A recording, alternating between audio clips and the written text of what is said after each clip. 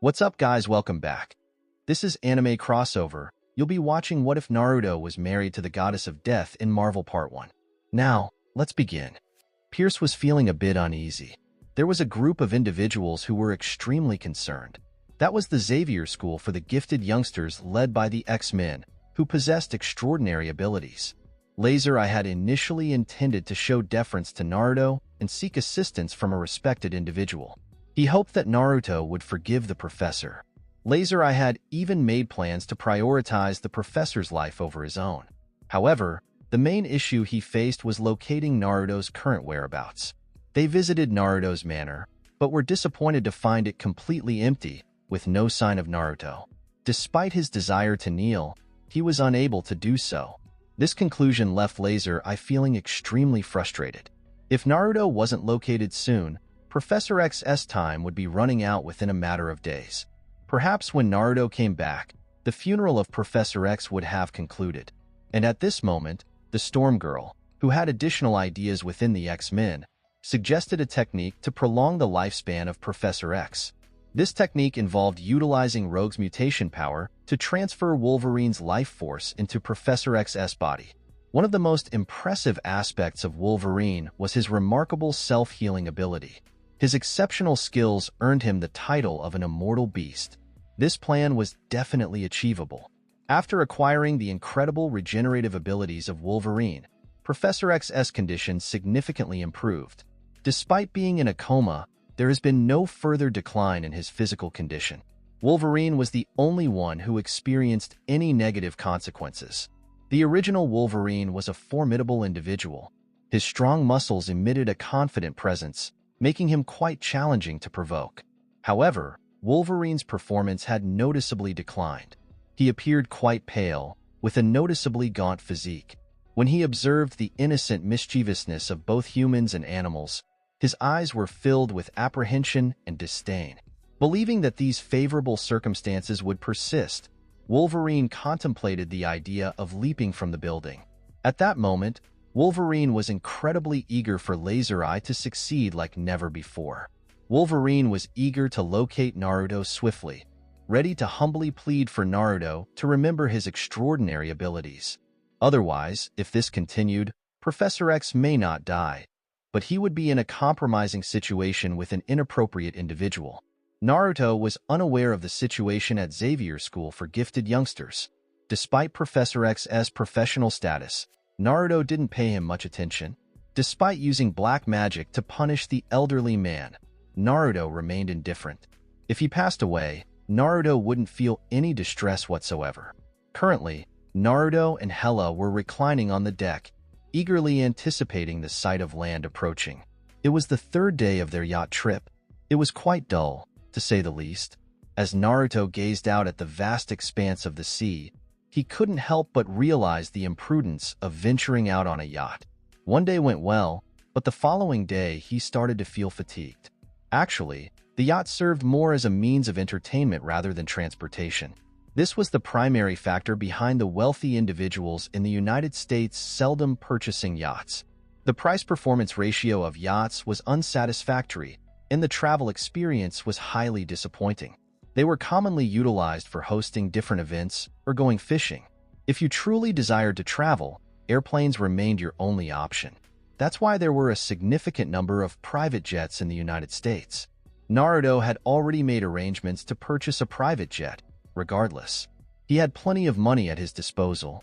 At long last, following 3 tedious days of sailing, Naruto and Hela reached the exclusive port in the City of Angels.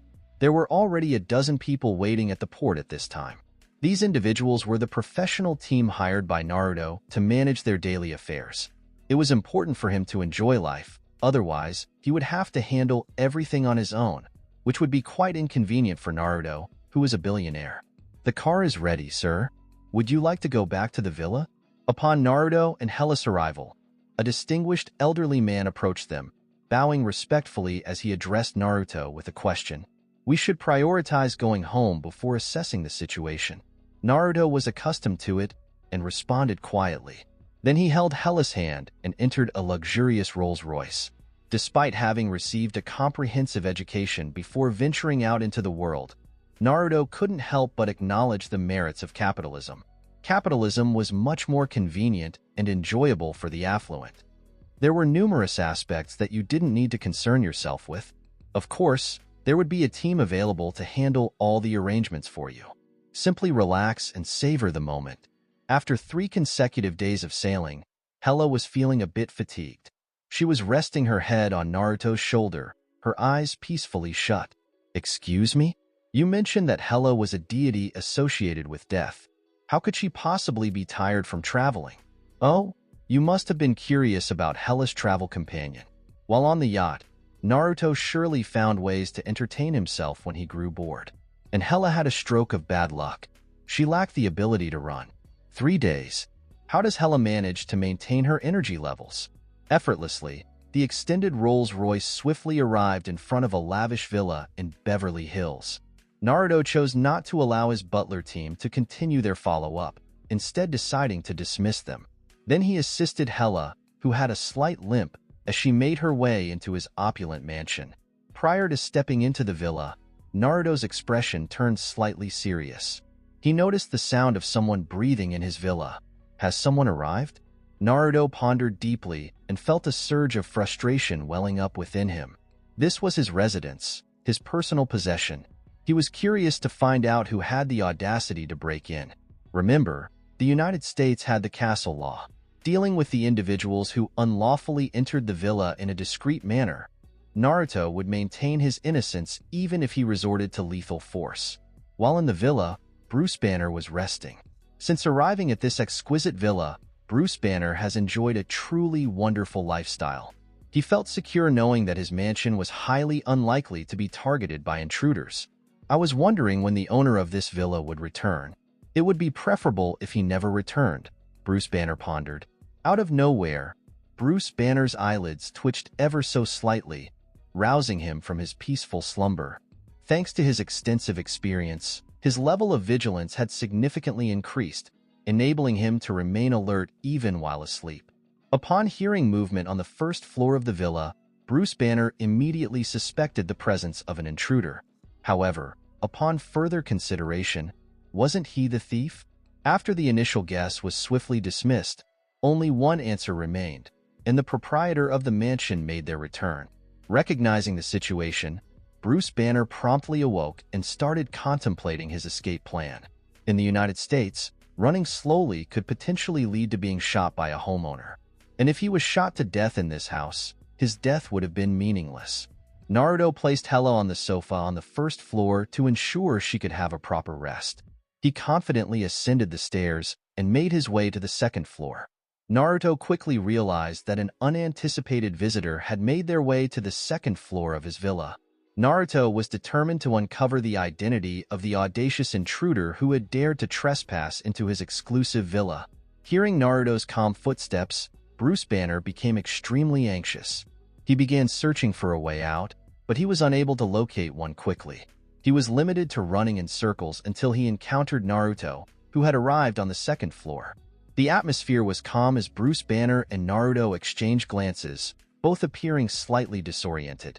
"Oh, it's you. Excellent. I can finally feel safe and secure." Bruce Banner was the first to react, his face filled with surprise as he extended his arms to embrace Naruto. Naruto, displaying a lack of interest, rolled his eyes. Surprisingly, it was this individual who entered his residence. And wasn't this person supposed to be in Manhattan now? How did he arrive in the City of Angels? Observing Bruce Banner, who was on the verge of approaching him for a hug, Naruto halted his actions. "Banner, what is the purpose of your presence? What led to your current state?"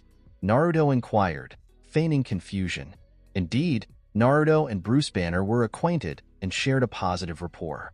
Bruce Banner possessed an exceptional intellect, earning an impressive 7 doctorate degrees at a remarkably young age, a feat unparalleled in the entire United States. He possessed exceptional talent, surpassing even that of Tony Stark. It's clear that Bruce Banner possessed immense talent. Undoubtedly, Tony Stark was more than capable of doing it. He chose not to do it, not due to a lack of ability, but rather out of laziness. Regarding Naruto, he displayed exceptional talent in literature as well. With their exceptional intellect and shared alma mater, these two individuals have a bond that can only be described as brotherly. It was only natural that Bruce Banner and Naruto formed a strong bond. At their level, the circle had limited size. It would be ineffective if they were not acquainted. Naruto was aware of Bruce Banner's alter ego as the Hulk, which led to their initial encounter. During that period, Naruto's sign-in system had not yet awakened, so naturally, he desired to have a strong support. After Naruto encountered Hela, he took charge of the ongoing narrative. Due to their busy schedules and commitments, Bruce Banner and the other individual never crossed paths again. They were not anticipating this unexpected encounter today. "Hey Banner, how have you been lately? Why did you unexpectedly arrive at my residence?" Naruto entertained Banner in the living room on the first floor. He nonchalantly uncorked a bottle of beer with a hefty price tag, crafted from ancient glacier water. Banner took the beer, took a sip, and then replied, "It's quite a lengthy tale. It's all because of an unfortunate experiment." Bruce Banner had no intention of hiding anything from Naruto. He recounted all the recent events that had transpired. Right from the start of the experiment, he was exposed to gamma rays, leading to the emergence of a malevolent entity within him.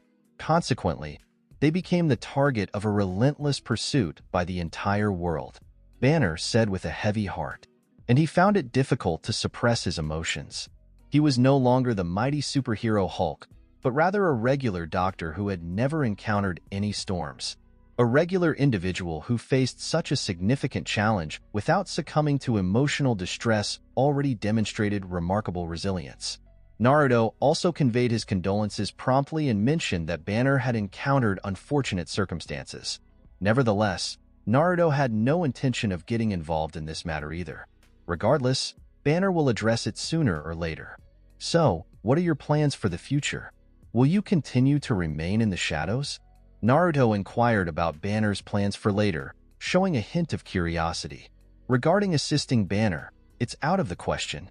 Naruto wanted to avoid any potential issues. In addition, Naruto had no desire to assist Banner, and he had no intention of accepting the Hulk as a younger sibling, so naturally, he didn't have much concern for Banner. "I am not sure. Let's approach this methodically. If it doesn't work, I may consider going to Africa, where the federal government has limited authority. If the situation becomes significant, I might contemplate embracing the lifestyle of an African native for the rest of my life." Banner shook his head and replied, with a hint of frustration. He had high expectations that Naruto could assist him, but he was well aware of the impracticality of this notion. In all honesty, Naruto didn't explicitly force him to leave once he found out about his circumstances. It was sufficient. Banner felt a sense of unease at having to inconvenience Naruto once more. Furthermore, Banner was well aware that Naruto's involvement would be of no assistance in this particular situation. Naruto, being the honorable individual that he is, would not dare to defy the entire world on Banner's behalf.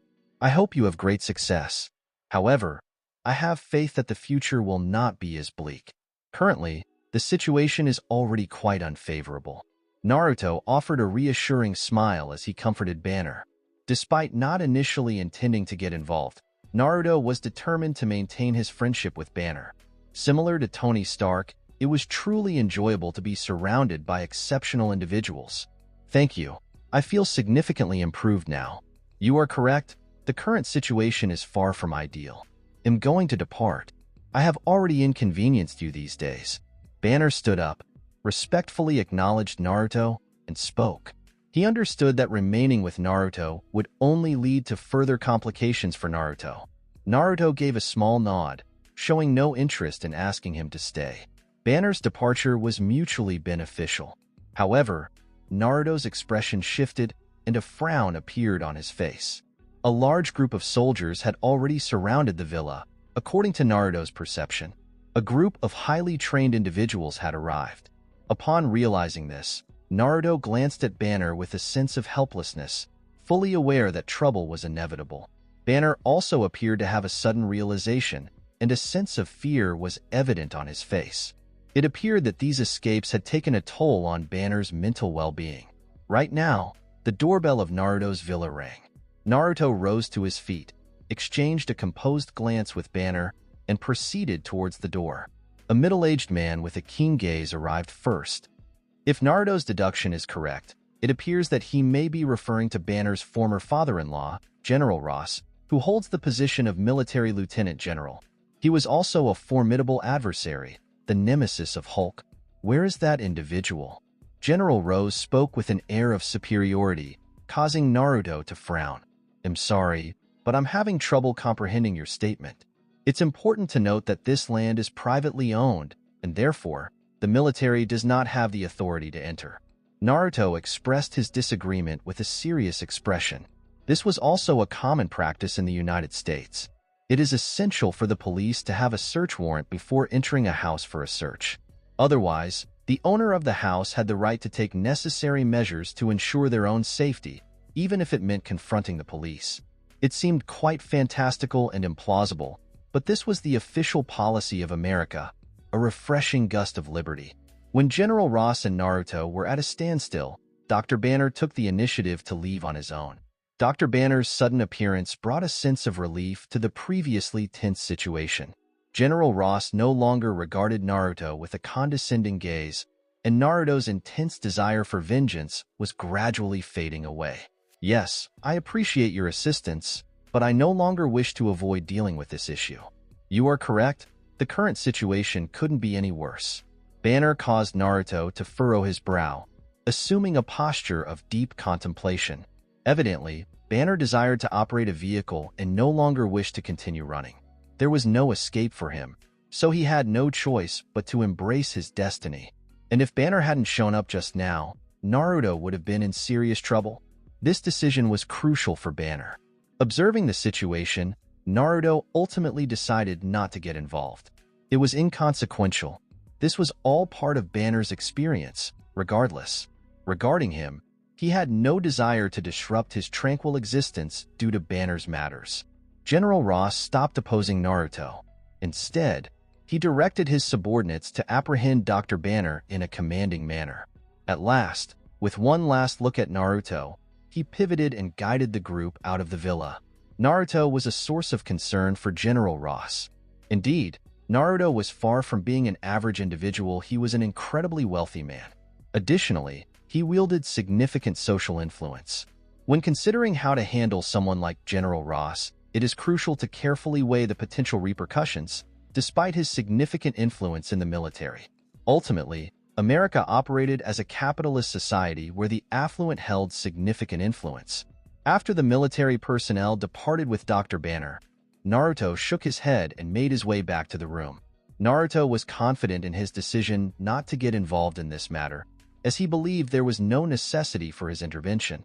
It would be inappropriate to harm everyone simply because of his close connection with Dr. Banner.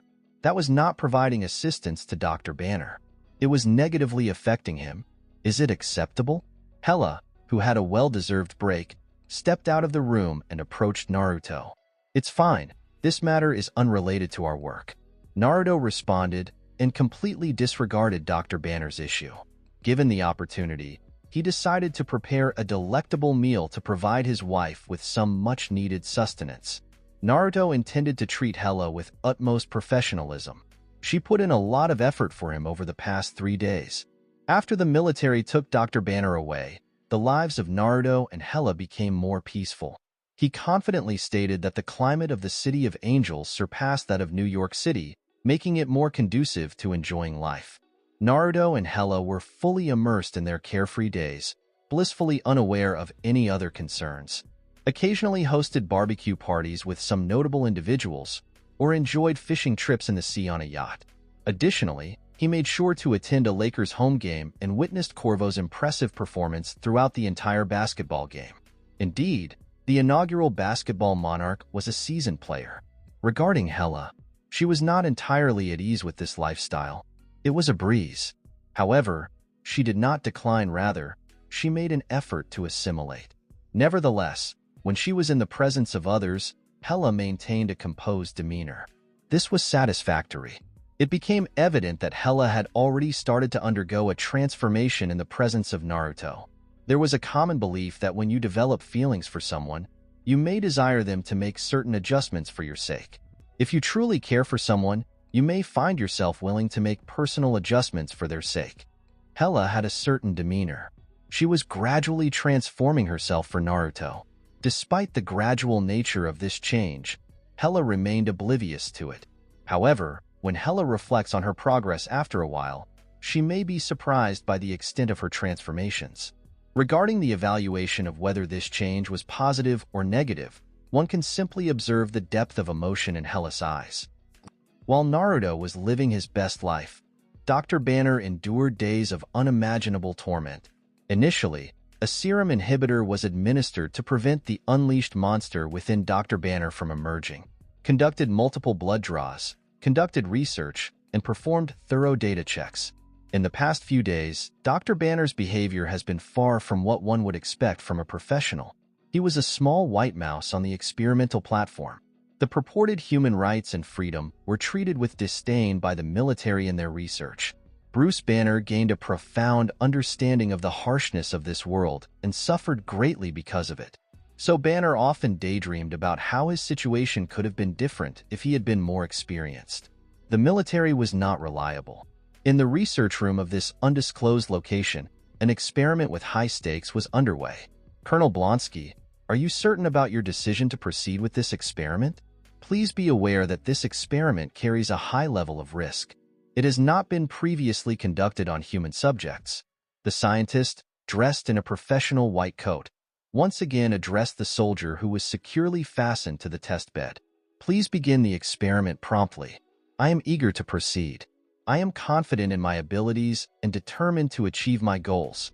Colonel Blonsky spoke with a serious tone and consistently pushed the researchers to expedite the injection of the Hulk serum into his body.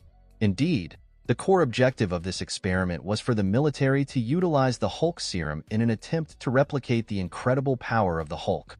If it were to succeed, the military would become proficient in the mass production of Hulk technology. When that occurred, the world would be unable to halt America. They aimed for the stars. I understand. The experiment will commence shortly. The researcher directed the other assistants, and shortly thereafter, the experiment commenced. Observing from outside the laboratory, General Ross peered through the window to see what was unfolding inside. There was a glint of determination and an intense drive for achievement in his eyes. This experiment traces its roots back to the Super Soldier Project during World War II. Scientists utilized an advanced serum to successfully develop Captain America, the inaugural superhero of the United States. Subsequently, the research on super soldiers was halted. General Ross recently initiated this project with the aim of developing a super soldier who would surpass the strength of Captain America. Dr. Banner was the primary individual responsible for overseeing this project. The experiment was successful, however, it did not meet the expectations of General Ross and Dr. Banner.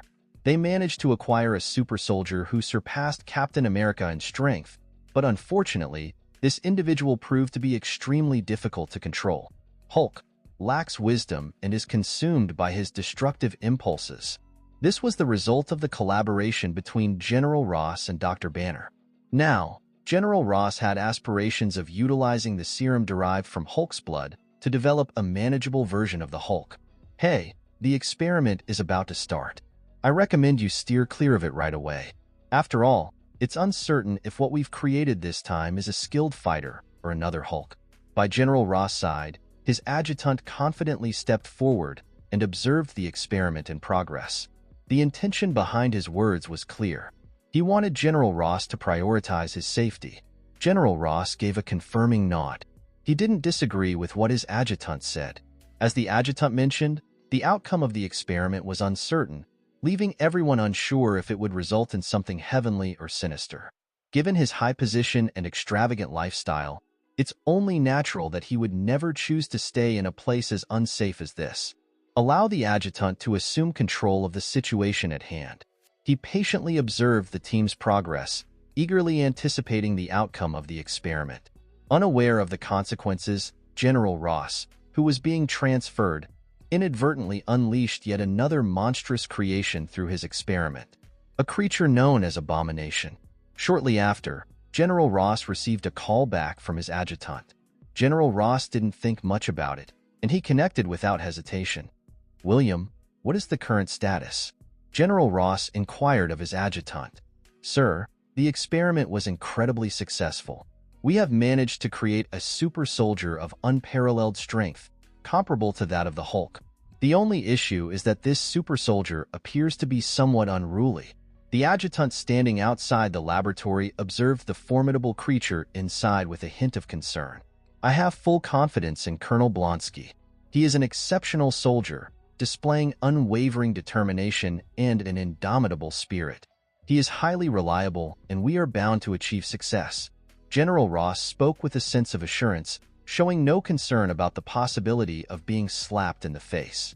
Colonel Blonsky was a former subordinate of Ross, and he quickly became a loyal follower of General Ross. Beginning from the lowest rank of soldiers, Colonel Blonsky was elevated by General Ross with great authority. General Ross expressed great confidence in Blonsky's strong determination. Upon receiving General Ross' response, the adjutant experienced a sense of tranquility. Right as he was about to end the call, a horrifying incident unfolded in the laboratory.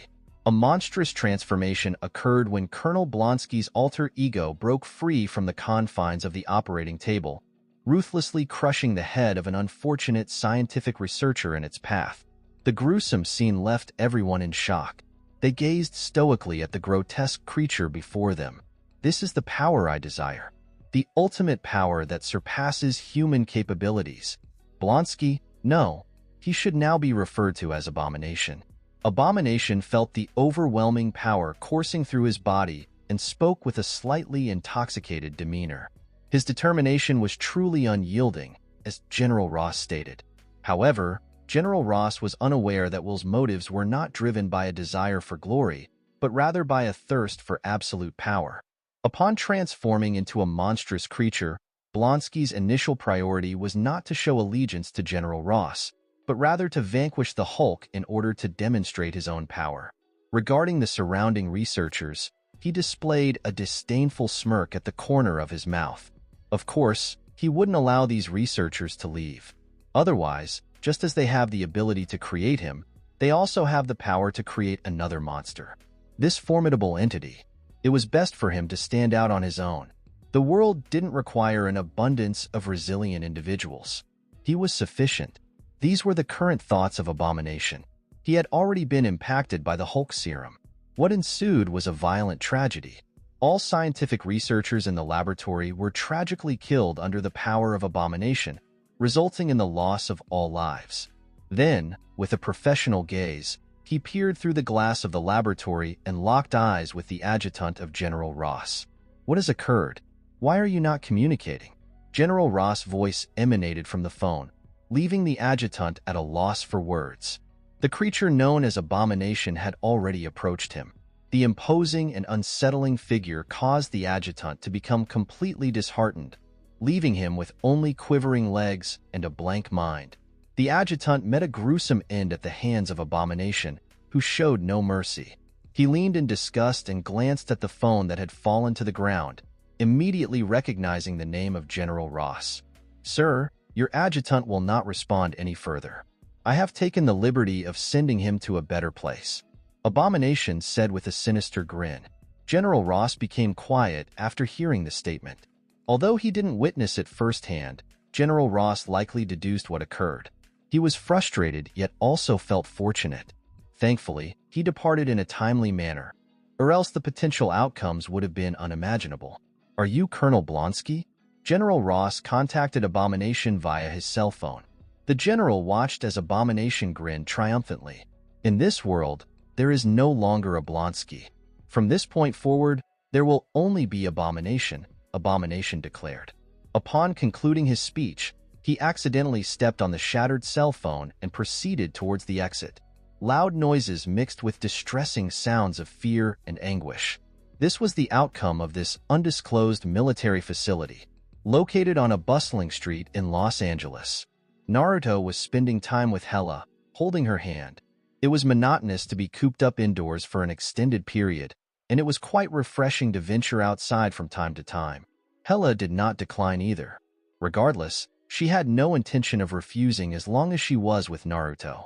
The two were like a couple on a romantic journey, tightly holding hands and staying close to each other. They observed the different shops and people passing by while exchanging hushed confidences. This was the typical daily schedule of Naruto and Hela: display affection openly, scatter dog food, and savor life. Out of nowhere, a cry erupted from the front of the street, followed by a powerful explosion. Naruto observed the scene with a discerning eye as numerous pedestrians hastily fled, disregarding their appearance. What occurred in that location? Hela asked Naruto, with a hint of uncertainty in her eyes. Naruto, too, shook his head. Despite possessing exceptional hearing abilities, he chose not to utilize them constantly, which often left him feeling fatigued. Naruto was unaware of what transpired at the end of the street. Is it possible that the $0 purchase has started as a characteristic of the United States? A vision of a massive showdown involving 300 million individuals, a grand battle across a vast terrain, a joyous clash within a liberated nation?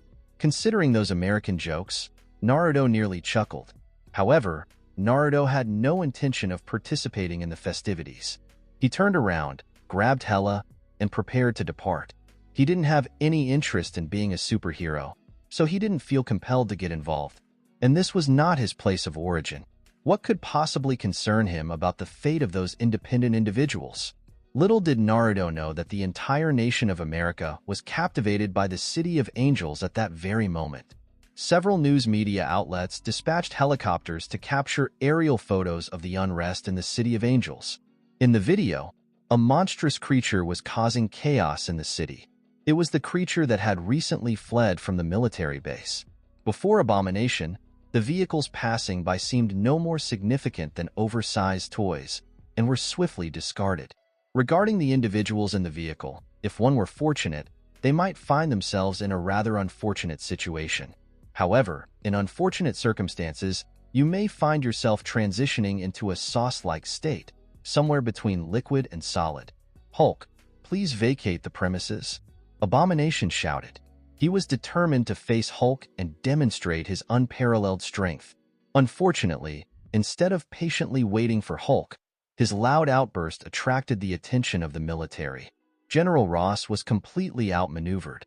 Similar to the Hulk's previous experience, he inadvertently brought forth yet another uncontrollable creature. The lesson that humanity could learn from history is that we seem to be perpetually unable to learn from our past mistakes. History did not occur in a repetitive manner, but it frequently exhibited similarities. Currently, this is the situation. Once again, General Ross had made a familiar error. Eliminate him. Before the situation becomes intolerable, General Ross commanded the army. If the loss caused by Abomination cannot be minimized, then his future was in jeopardy, and he might even face a court-martial if the situation worsened. The military of America was undoubtedly one of the most elite militaries on Earth. Whether it was the exceptional quality or impressive quantity of weapons, they were all top-notch on Earth. If this disturbance were to be caused by a terrorist organization, the military would promptly take action to effectively suppress it. It was unfortunate that this time the military was faced with an unimaginable creature. Would conventional weapons be effective against the Hulk? Clearly, it was not possible. Just like regular weapons, human conventional weapons were no match for Abomination. Those cutting-edge weapons fired at Abomination, and not even his skin was damaged. Despite the destructive power of the missile, Abomination only experienced a moderate amount of pain. Unfortunately, numerous innocent civilians fell victim to military attacks and lost their lives due to the devastating impact of weapons created by humans. During a period, the entire city experienced chaos, causing numerous individuals to cry and flee in a state of panic. Naruto and Hela were already in the car, swiftly departing from the vicinity of the Abomination. Upon viewing the repulsive image in the mobile video, Naruto felt a strong inclination to burst into laughter. The military of America was, truly, can we confirm that it was the Marvel world? A regular individual would become a catastrophe if they underwent a mutation. In a world like this, it's easy to imagine the fate of ordinary individuals. And let's not forget about the impending invasion by the Chitauri army. The casualties caused by Abomination alone reached staggering numbers, reaching into the tens of thousands. The Marvel world posed a clear and present danger. Perhaps it would be wise to consider investing in a construction company. Naruto pondered for a moment. In the future, we can expect a rise in superhero activity and occasional incidents like the Abomination event.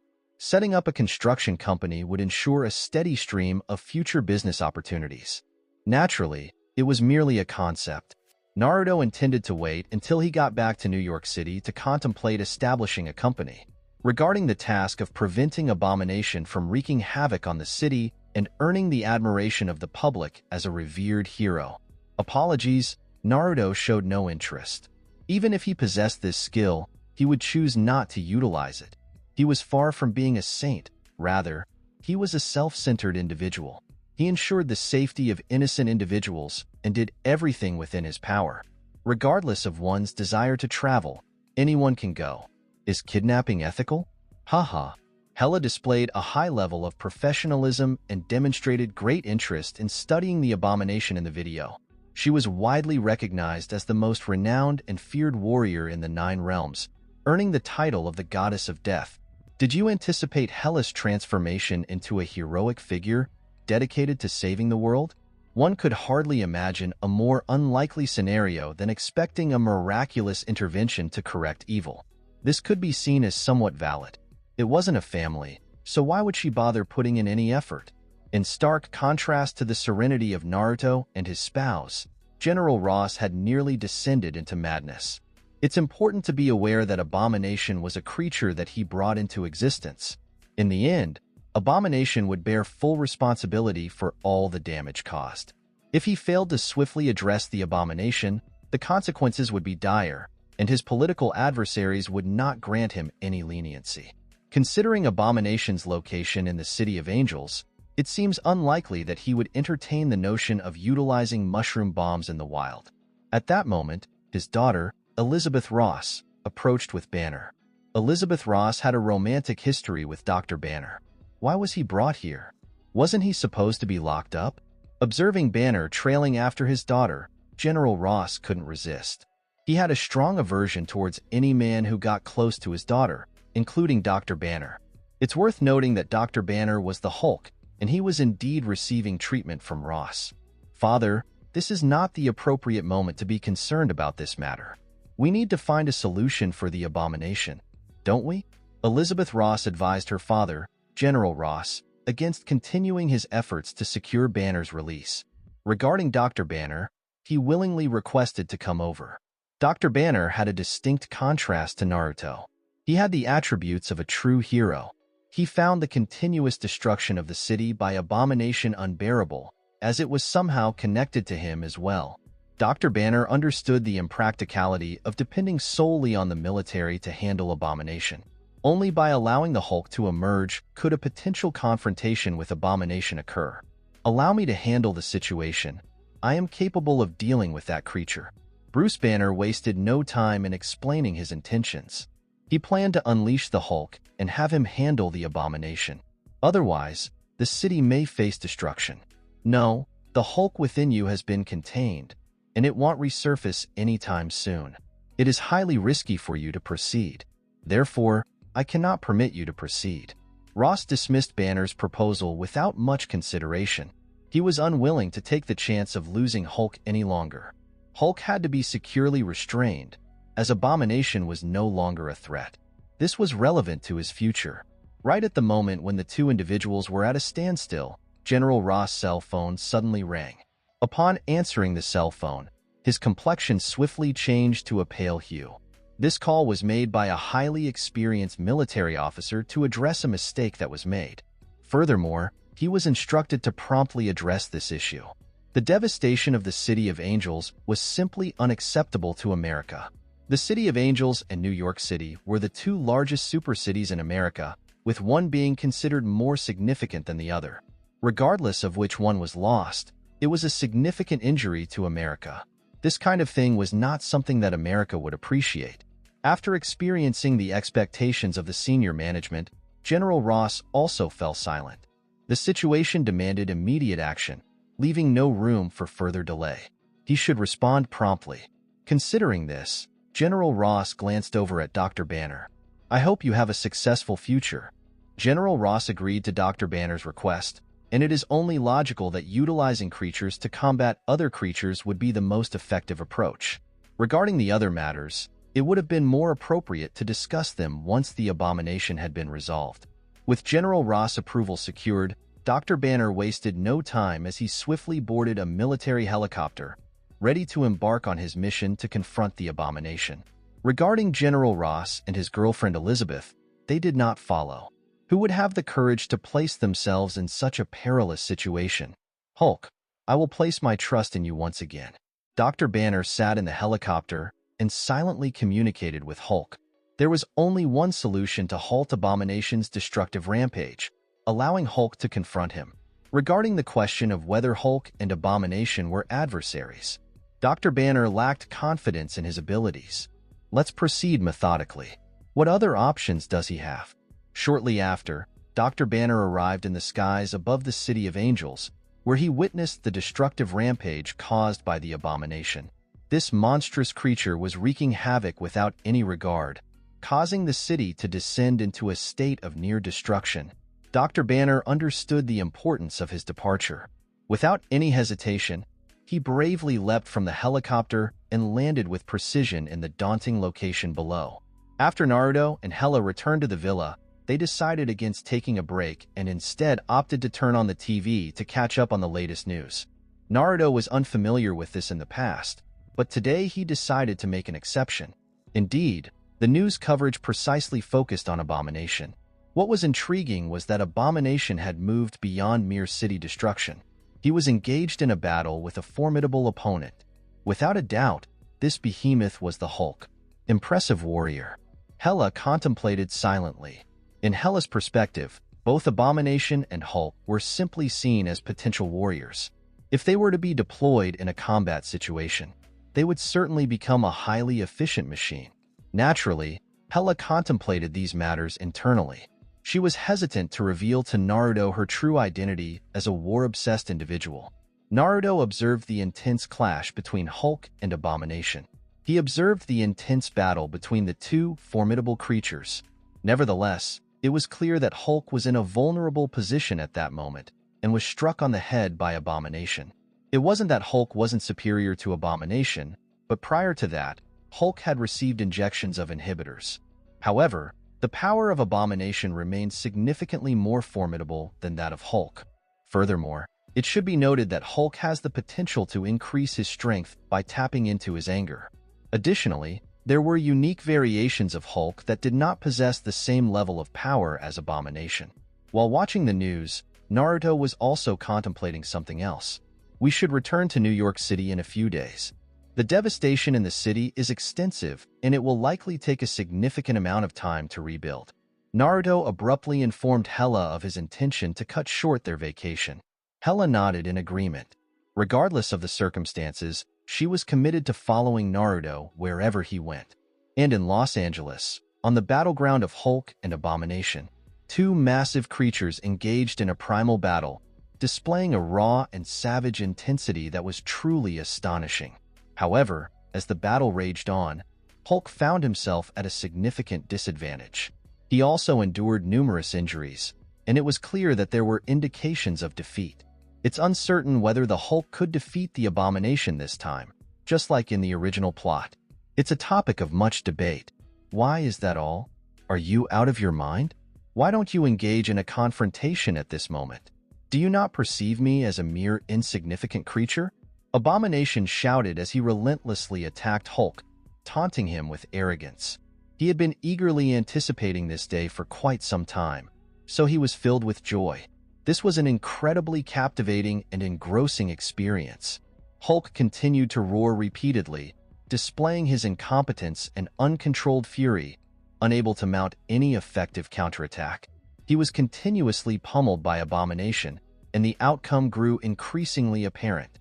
Right as Hulk inadvertently revealed his weaknesses and was on the verge of allowing Abomination to capitalize on the situation, a sudden clap of thunder echoed through the air. Then, amidst the sound of thunder, a striking individual descended from above.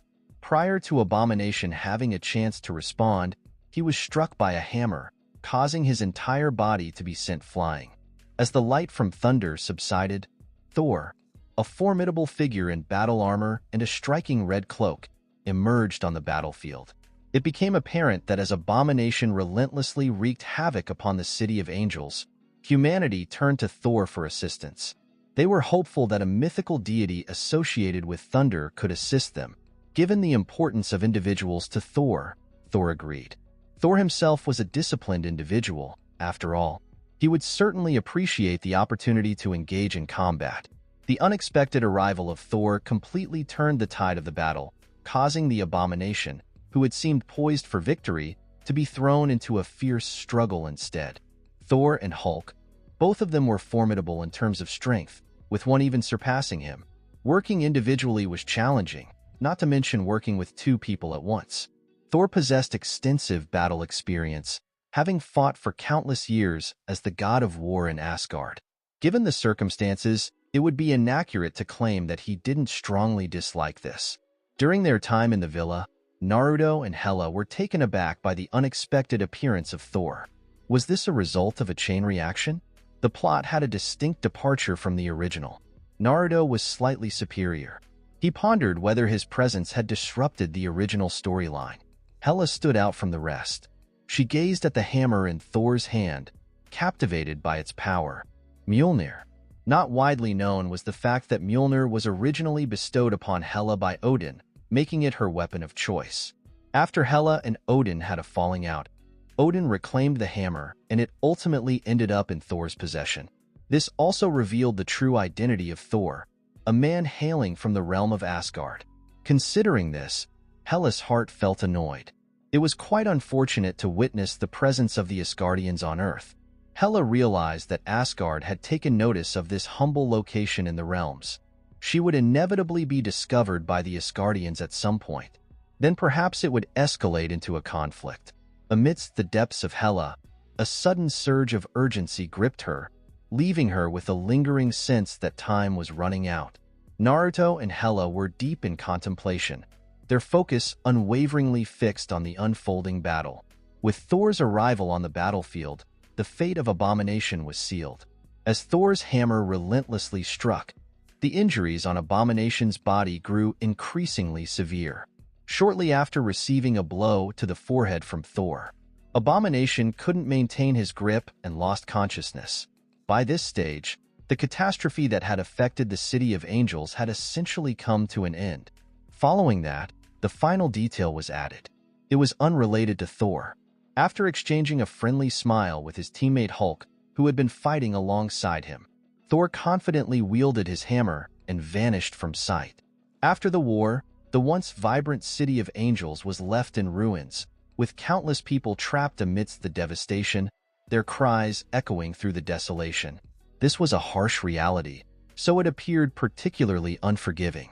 Amidst the era of superheroes, countless ordinary individuals contributed their blood and tears. General Ross felt a sense of relief upon discovering that Abomination had been subdued. However, his heart was somewhat intricate and hesitant. The carefully crafted creation, Abomination, met its demise at the hands of a man wielding a hammer. Did this imply that his creation and hard work held no value? However, the impressive display of strength exhibited by Thor brought great satisfaction to General Ross. As a result, he could rest assured that he would not face any repercussions from the highest-ranking government officials. The more powerful the Asgardians became, the more they would raise humanity's awareness. Despite the current positive relationship between Asgard and humans, the future remains uncertain. It is advisable to start preparing in advance. It is crucial for individuals to possess the necessary strength to confront Asgard. In this case, General Ross' plan appeared to be well thought out and effective. Despite several limitations, the Abomination possessed considerable power. If super fighters like Abomination could be produced on a large scale, humans would possess a great deal of confidence, even when confronted with the might of Asgard. The effects of Abomination were only just starting to be felt. Following the conclusion of the incident, widespread protests erupted across America on the second day. The people of the United States demanded an explanation from the military for the Abomination. Every creature, no matter how fearsome, deserves to have their voice heard. However, none of this was relevant to Naruto. They had departed from Los Angeles and returned to their elegant residence by the sea in New York City. Regarding the Abomination, Naruto didn't give it much thought. Regardless, Americans will inevitably become accustomed to it. Shortly after Naruto came back to the manor, a well-prepared individual, Laser Eye, arrived at the door after patiently waiting for several days. Another individual who displayed a higher level of anxiety than Laser Eyes was Wolverine. It was evident that Wolverine had been feeling extremely unhappy lately. Upon awakening nearly every morning, he was called to the bedside of Professor X, and then he was deeply affected by the power of Rogue's mutation. An innovative method was employed to prolong the lifespan of Professor X, ensuring that he would not face an untimely demise. Professor X's life was saved, yet Wolverine was filled with sorrow. Every day, he experienced a lack of energy and a sense of emptiness. Upon discovering Naruto's presence at his seaside manor, he eagerly anticipated trailing Laser Eye to the entrance of the manor. After ringing the doorbell, he and Laser Eye patiently waited at the door, anticipating Naruto's appearance. Wolverine had made a firm decision this time. If Naruto didn't agree to let Professor X go, he would respectfully kneel down to Naruto, mirroring Laser Eye's actions. Wherever Naruto goes, he will humbly kneel. Soon, without keeping Laser Eye and Wolverine waiting for too long, Naruto opened the door of the manor. Observing the two individuals who came to see him, Naruto was slightly perplexed. How did these two end up in this situation? Is it possible that they were here to cause problems? However, Naruto was quickly taken aback by the swift movement of the Laser Eye. The Laser Eye immediately knelt in front of him with a pop. The attitude and speed displayed here were truly commendable. Could you please clarify? Naruto was utterly perplexed. He believed he was here to cause problems for himself. He humbly knelt down before him. Naruto. Who? You better release the professor, or he'll never let you off the hook. No matter where you go, he'll be there, ready to take you down. Laser Eye maintained a highly professional demeanor, delivering his words with a direct and uncompromising approach. Such an audacious stance left Naruto feeling quite perplexed. He had never encountered such a threat before.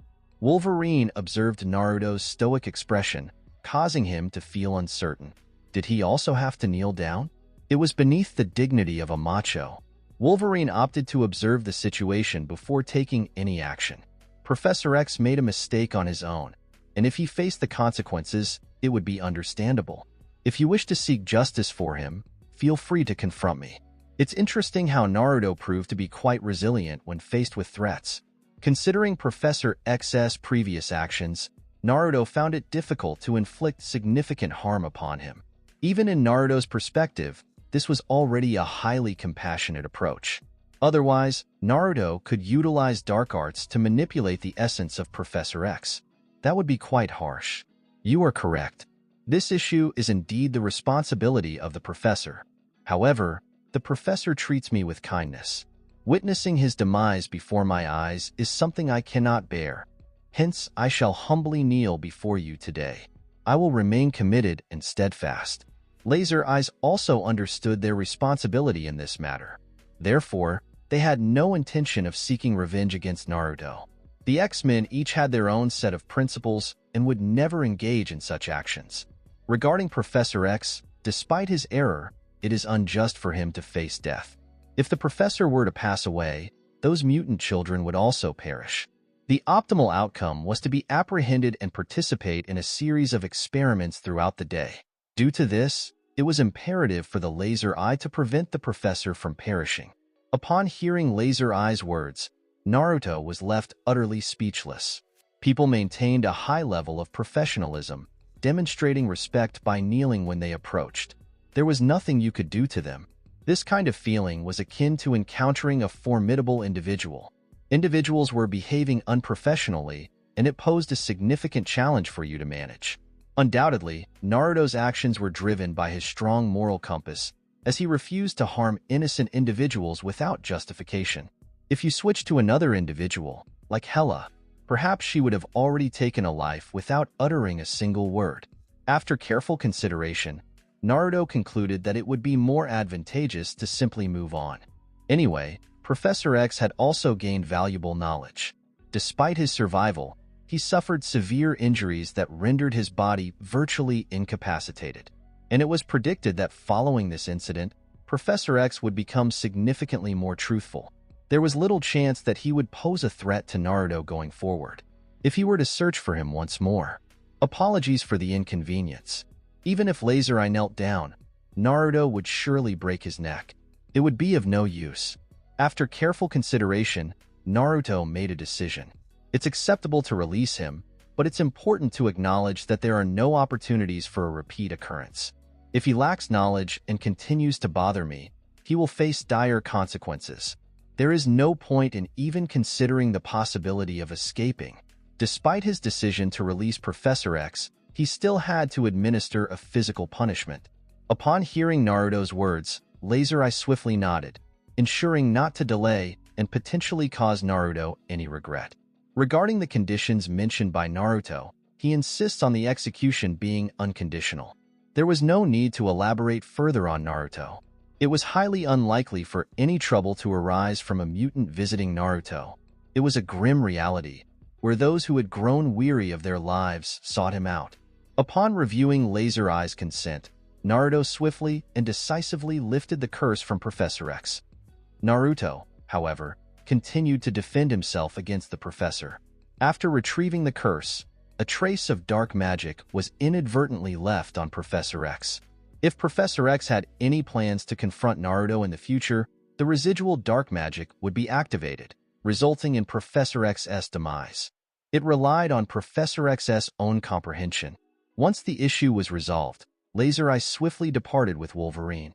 Their objective had been fulfilled, and there was no reason to linger. He couldn't always show deference to Naruto, as the mutants also desired recognition.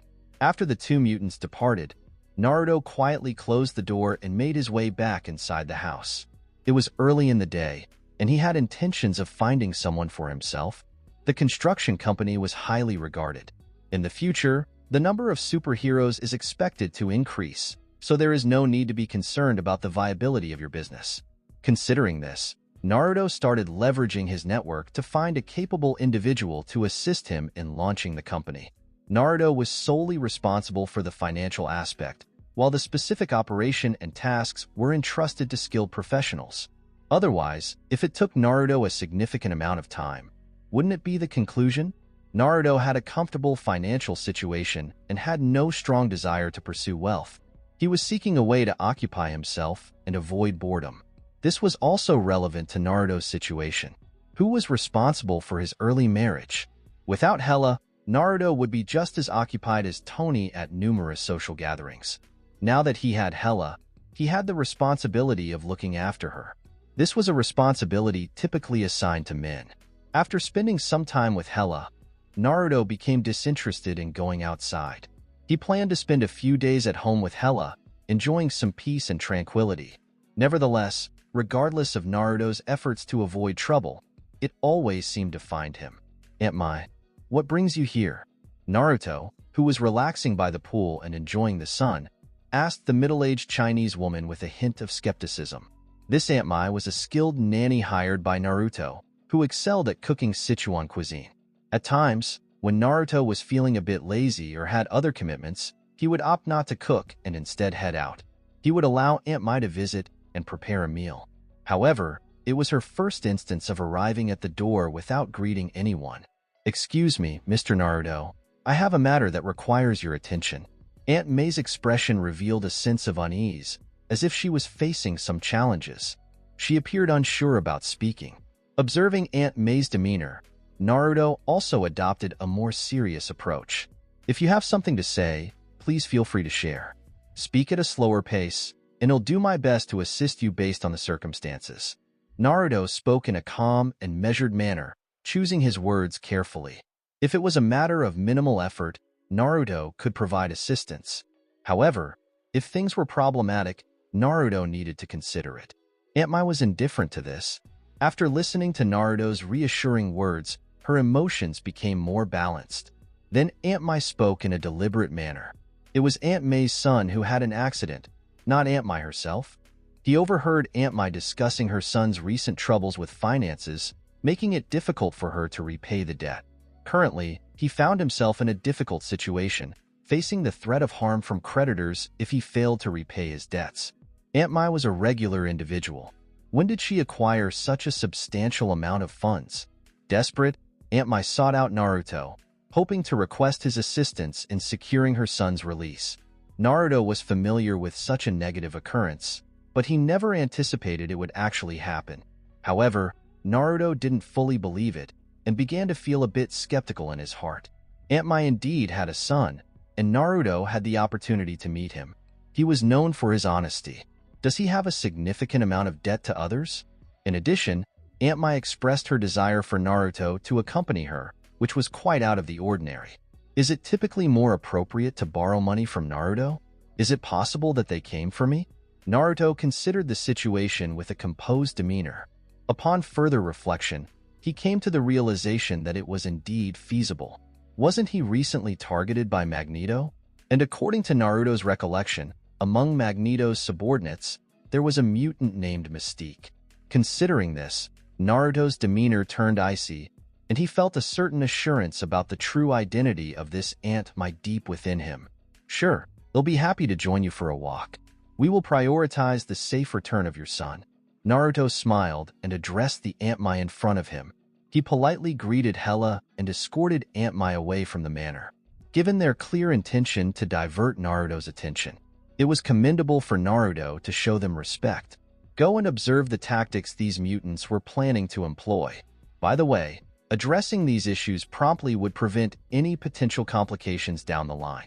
As Naruto drove away with Aunt Mai in the car, Hela's expression turned icy. Naruto had been accompanying her constantly lately, leaving her with little time for anything else. Hela would make the most of her time today. Regarding the goal, Hela had meticulously devised her plan. Shield, mutants. Hela thought with a detached demeanor. Shield and mutants were seen as problematic by Hela and required resolution. The mention of the Shield Bureau is unnecessary. Prior to that maliciously manipulative individual attempting to sow discord between the couple. Therefore, this goddess Hela has always kept it in mind. Regarding the mutants, if they ever dared to kidnap Naruto, she would swiftly eliminate them. Quietly, Hela vanished from the manor. Office in the Shield building. Nick Fury's workspace. The marinated egg has been experiencing a lot of confusion lately and feels overwhelmed by the information in front of him. All the available information was focused on Hela, and this information further solidified Nick Fury's assumption. That was the wife of Naruto. Hela, who may pose challenges in his perspective, originated from Asgard. She was mentioned by Thor as his sister some time ago. This is also where Nick Fury's entanglement began. Recognizing Hela's divine nature, is it advisable for him to come into contact with her? Should I continue to disregard her? If he wanted to get in touch with her, there was no appropriate individual available, and there was no suitable chance. Hela was quite challenging. Should we begin with Naruto, or should we reach out to Hela first? Nick Fury believed deep down that this was the most effective approach he could come up with. Regarding the connection between Naruto and Hela, Nick Fury found himself at a loss for solutions. The individuals displayed remarkable talent and striking beauty. Was it necessary for him to become a monster in order to oppose them? And he was also filled with fear. If Hela discovered his role in instigating the rift between Naruto and her, his future would certainly be quite unfortunate. Thor had demonstrated the immense power of Asgard, and his self-proclaimed deity status was far from mere arrogance. If Hela were to engage in combat, she would certainly prove to be a formidable opponent, even compared to Thor himself, given her status as his sister. Even Nick Fury felt immense pressure to avoid offending such a remarkable goddess. Nick Fury, feeling a sense of sadness deep within him, let out a heavy sigh. Suddenly, his gaze met Hela, who was standing right in front of him.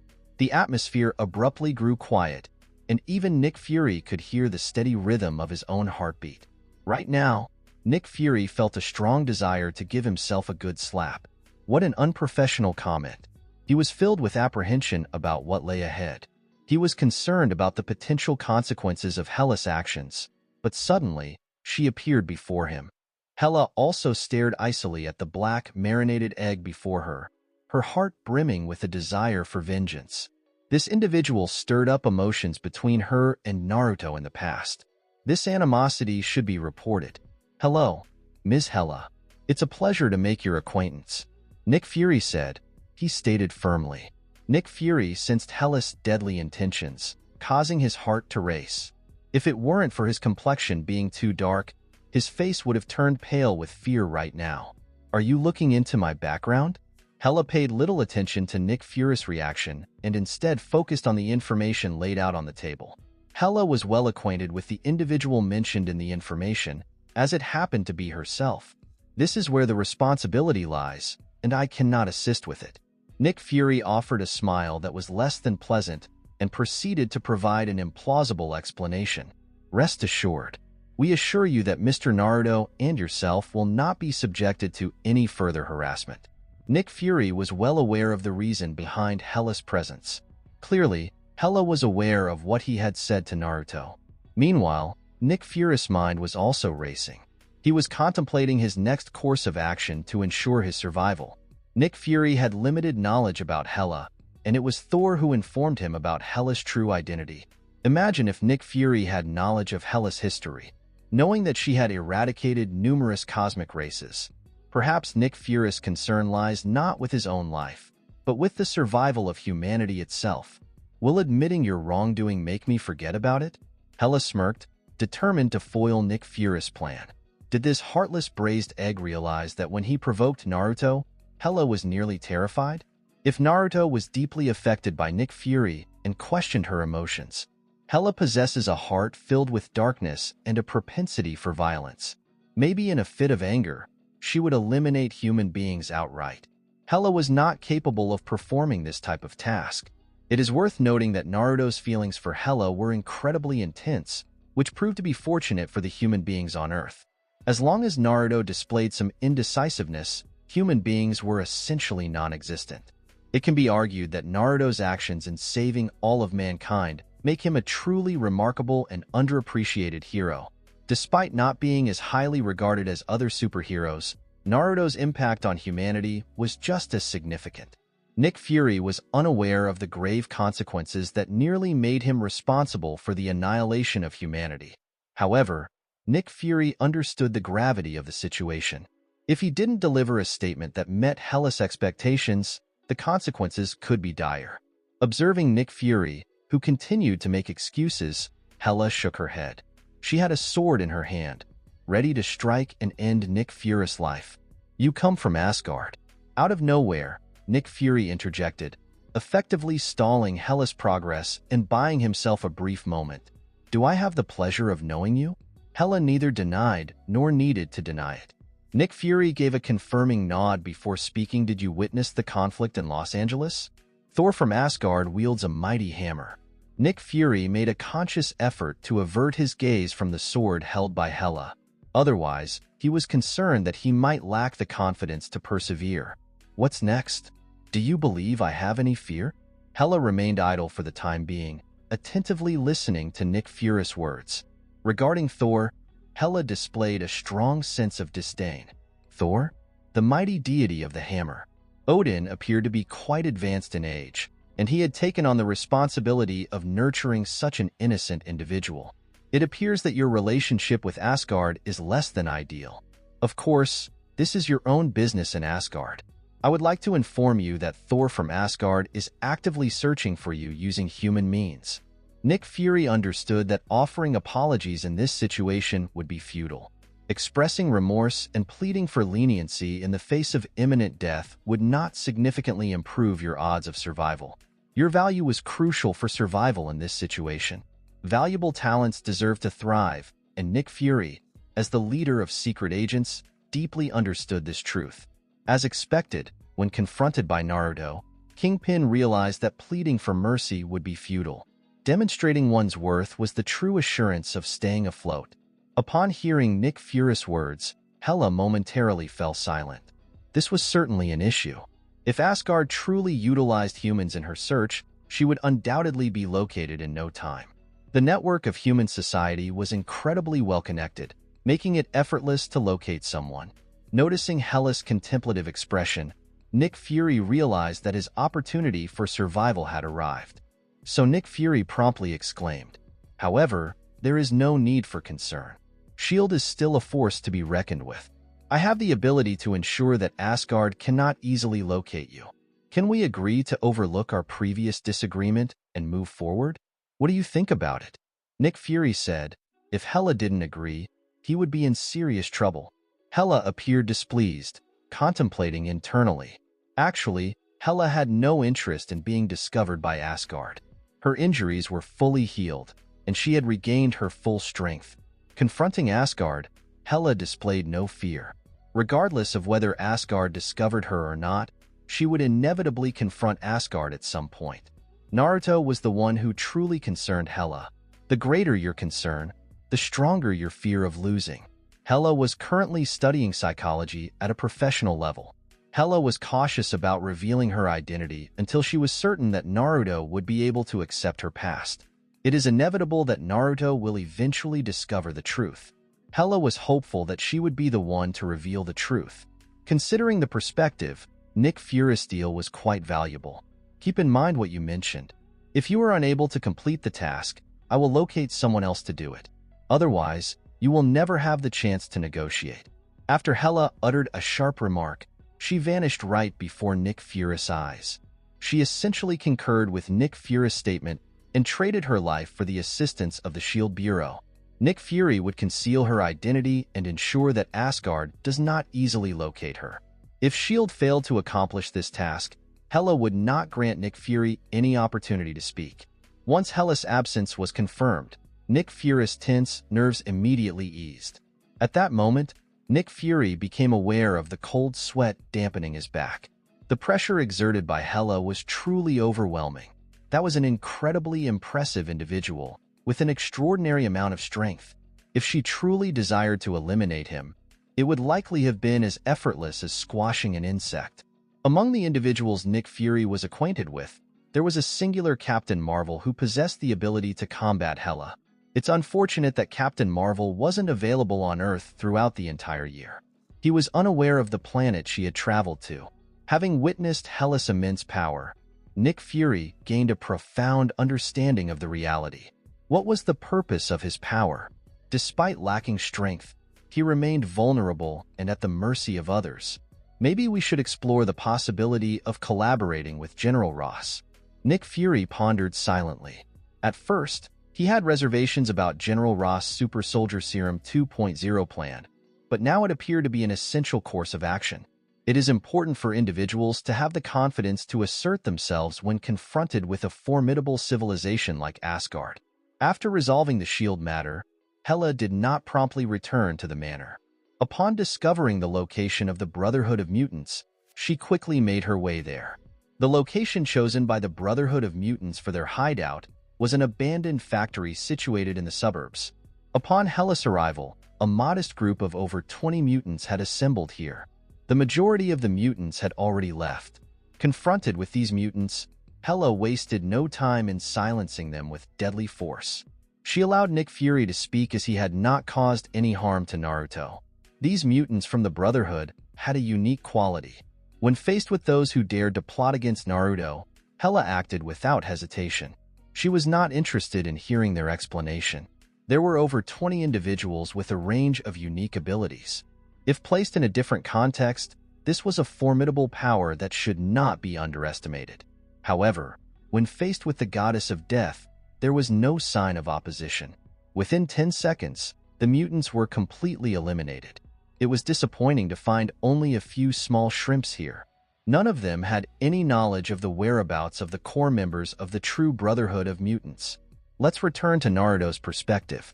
Upon arriving at the designated location, Naruto exited the vehicle alongside Aunt Mai.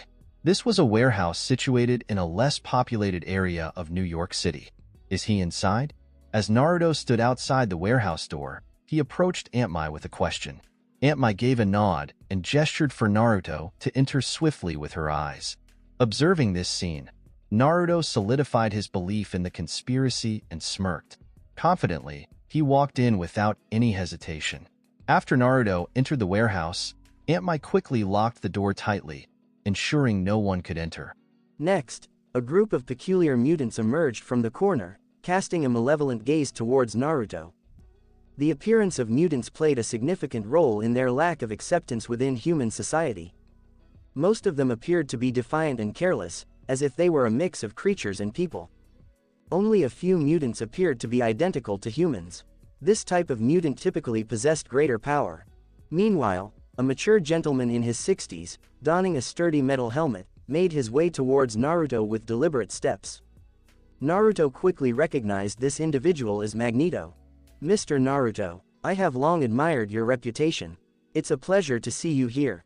Magneto greeted Naruto with a sense of assurance, exuding an air of confidence, as if everything was within his grasp. "Magneto, I have great respect for you and have been an admirer for quite some time." Naruto greeted Magneto with a smile, though there was a noticeable chill in his gaze. It was Magneto's turn to be taken aback this time. It's expected that Naruto was aware of his own identity. This was average.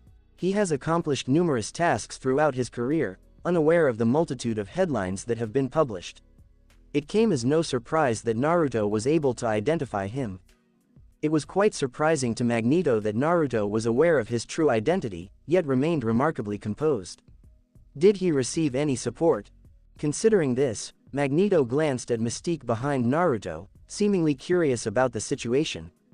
Mystique shook her head, expressing her disagreement. Everything went according to plan without any issues. Currently, Mystique's disguise had been revealed. She had shed her middle-aged Japanese woman appearance and reverted back to her usual form. Upon witnessing Mystique's reaction, Magneto became indifferent. Even if Naruto had something to rely on, he wouldn't be afraid. Could someone still escape when under his control? Considering this, Magneto glanced at Naruto once more. He reluctantly acknowledged that Naruto's demeanor was excessively composed. He appeared to be disregarding the harmful intentions of the mutants around him. This slowly filled Magneto with a sense of unease. However, Magneto continued to speak. "We hope that you, Mr. Naruto, can demonstrate a compassionate nature and lend your support to our mutant movement. Furthermore, we kindly request your support in advocating for the mutants and voicing our concerns on behalf of our community." Magneto said politely. One might mistakenly perceive Magneto as a benevolent elderly individual. However, Naruto sneered. What he said was quite pleasant. Wasn't he just requesting Naruto's financial support and asking for Naruto's advocacy on behalf of the mutants? Simply put, it was due to Naruto's ownership and significant social impact. "What if I refuse?" Naruto said in a detached manner, though his patience was waning. "If you decline, then you are considered an adversary to us mutants. We handle adversaries using alternative methods. I assume, Mr. Naruto, that you would prefer not to witness them." Magneto attempted to convince him through conversation. However, upon realizing that Naruto was unwilling to comply, he promptly resorted to issuing threats. If Naruto was a regular individual, there truly was nothing he could accomplish. One must be prepared to face the consequences of losing their property and reputation, which can ultimately lead to their downfall. Or face the horrifying prospect of being tortured to death and having your property and reputation stolen, which is an even more distressing situation. Regrettably, Naruto was no ordinary individual. Just as Magneto was about to make his threat, he found himself in a precarious situation. Naruto swiftly extended his hand and firmly grasped Magneto's neck. Then he specifically mentioned Magneto. "Why do you insist on interrupting my path, as if you were some kind of expert in long-range magic?" Naruto said to Magneto with a contemptuous expression. Magneto possessed great strength, yet he also had a significant weakness. His physical condition was subpar. In comparison to average individuals, Naruto could effortlessly eliminate such a being. If Magneto had exercised greater caution and remained concealed in the distance, Naruto may need to allocate additional time to apprehend him. Regrettably, this individual displayed excessive enthusiasm. Did Gandalf's influence lead to his obsession with melee combat? After listening to Naruto's speech, Magneto felt compelled to respond. However, Naruto swiftly grabbed his neck, leaving him gasping for air. He firmly grasped Naruto's hand with both hands, determined to break free from Naruto's control.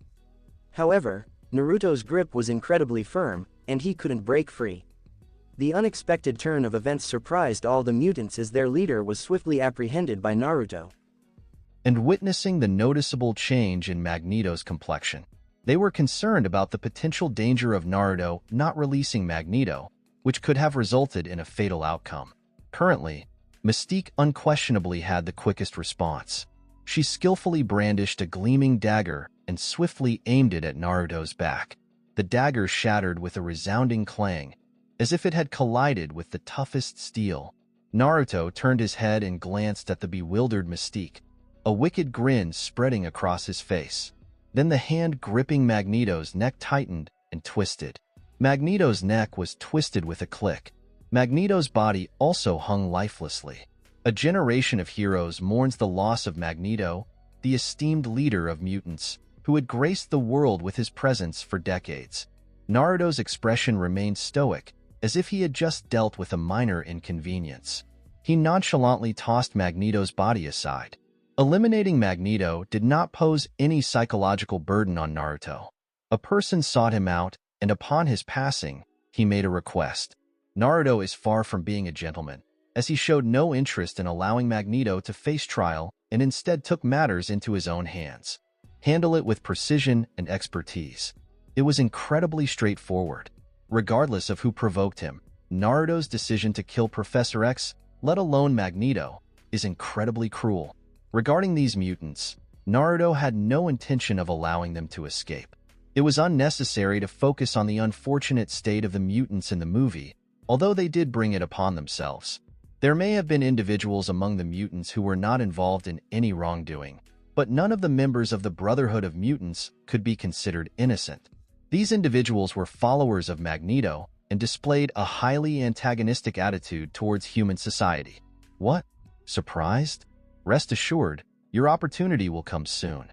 Observing the shocked Mystique, Naruto spoke with a harsh tone before swiftly launching an attack, swiftly dispatching the mutants in the vicinity. Naruto successfully merged with the body template of General Zod, a formidable general from Krypton. And let's not forget about the entire universe. Naruto was unmatched on Earth. Naruto might face a slight challenge from the Supreme Mage Yao. Furthermore, the Kryptonians' magic resistance was quite low. However, in Naruto's perspective, these mutants were easily defeated without any resistance. Raven Darkholm was the real name of Mystique. She was taken in by Professor X at a young age, and she was seen as a close companion from their childhood. However, as a result of conflicting ideas, Mystique decided to part ways with Professor X and instead aligned herself with Magneto. In pursuit of her mission for the betterment of mutants, Mystique fearlessly embraced any challenge and willingly faced numerous dangers. However, to Mystique's surprise, it was her own actions that ultimately led to the downfall of the Brotherhood of Mutants. Observing the mutants in the warehouse who had been eliminated by Naruto, Mystique felt a mix of anger and fear. She couldn't believe that Naruto, a seemingly harmless individual to both humans and animals, would display such cruelty. From start to finish, it takes less than a minute. Naruto eliminated over 30 highly skilled mutants from the Brotherhood of Mutants, and she was the final one left standing. Observing Magneto, who appeared lifeless on the ground, Mystique experienced a profound loss of hope. She found herself feeling uncertain, unsure of which path to take in the future. However, she no longer had to dwell on this matter as Naruto was unwilling to offer her an opportunity. Naruto approached Mystique with a firm grip on her neck, effortlessly lifting her off the ground. Naruto remained resolute and unwavering in the face of his adversaries. Mystique, who was experiencing a distressing situation, fought desperately as she felt the suffocating grip around her neck. At this moment, the drive to survive took over.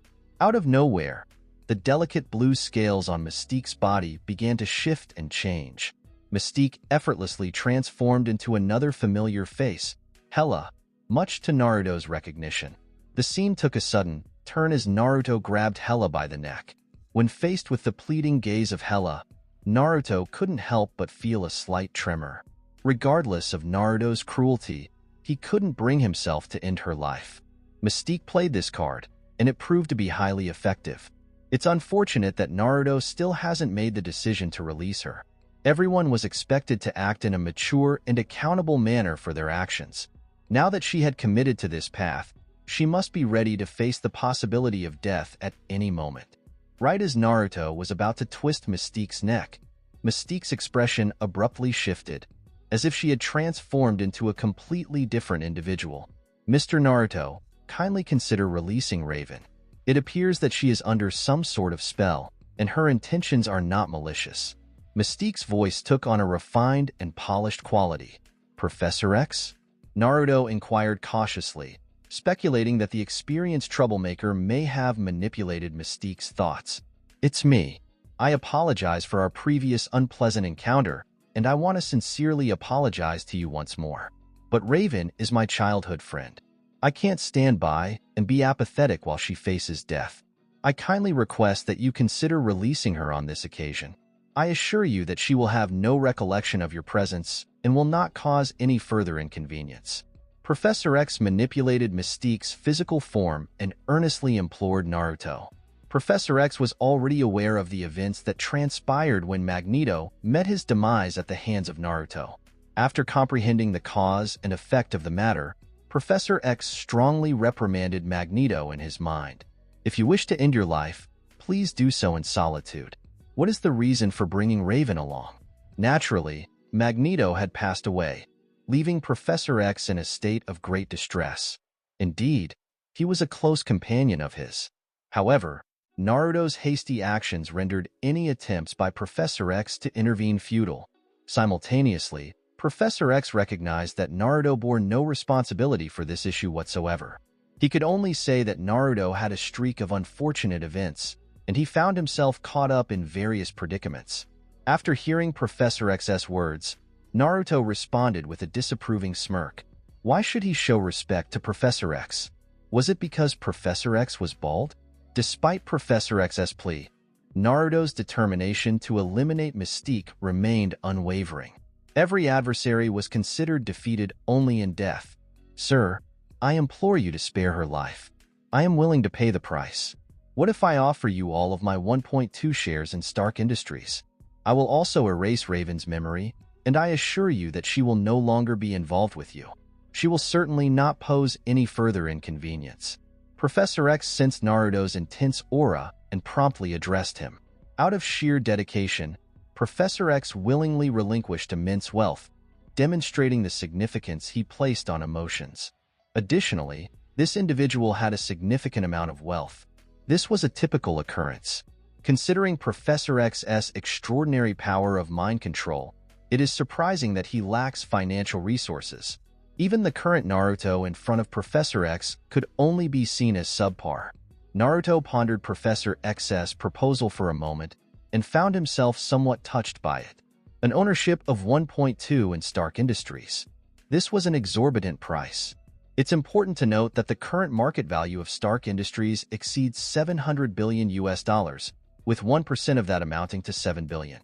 Who wouldn't appreciate this kind of abundance? And Professor X assured Naruto that he would take care of Mystique and ensure she wouldn't cause any more trouble.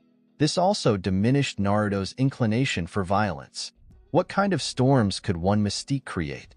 If Professor X were truly intelligent, they would think twice before attempting to provoke him once more. Otherwise, there was no other option available. Considering this, Naruto devised a plan in his mind.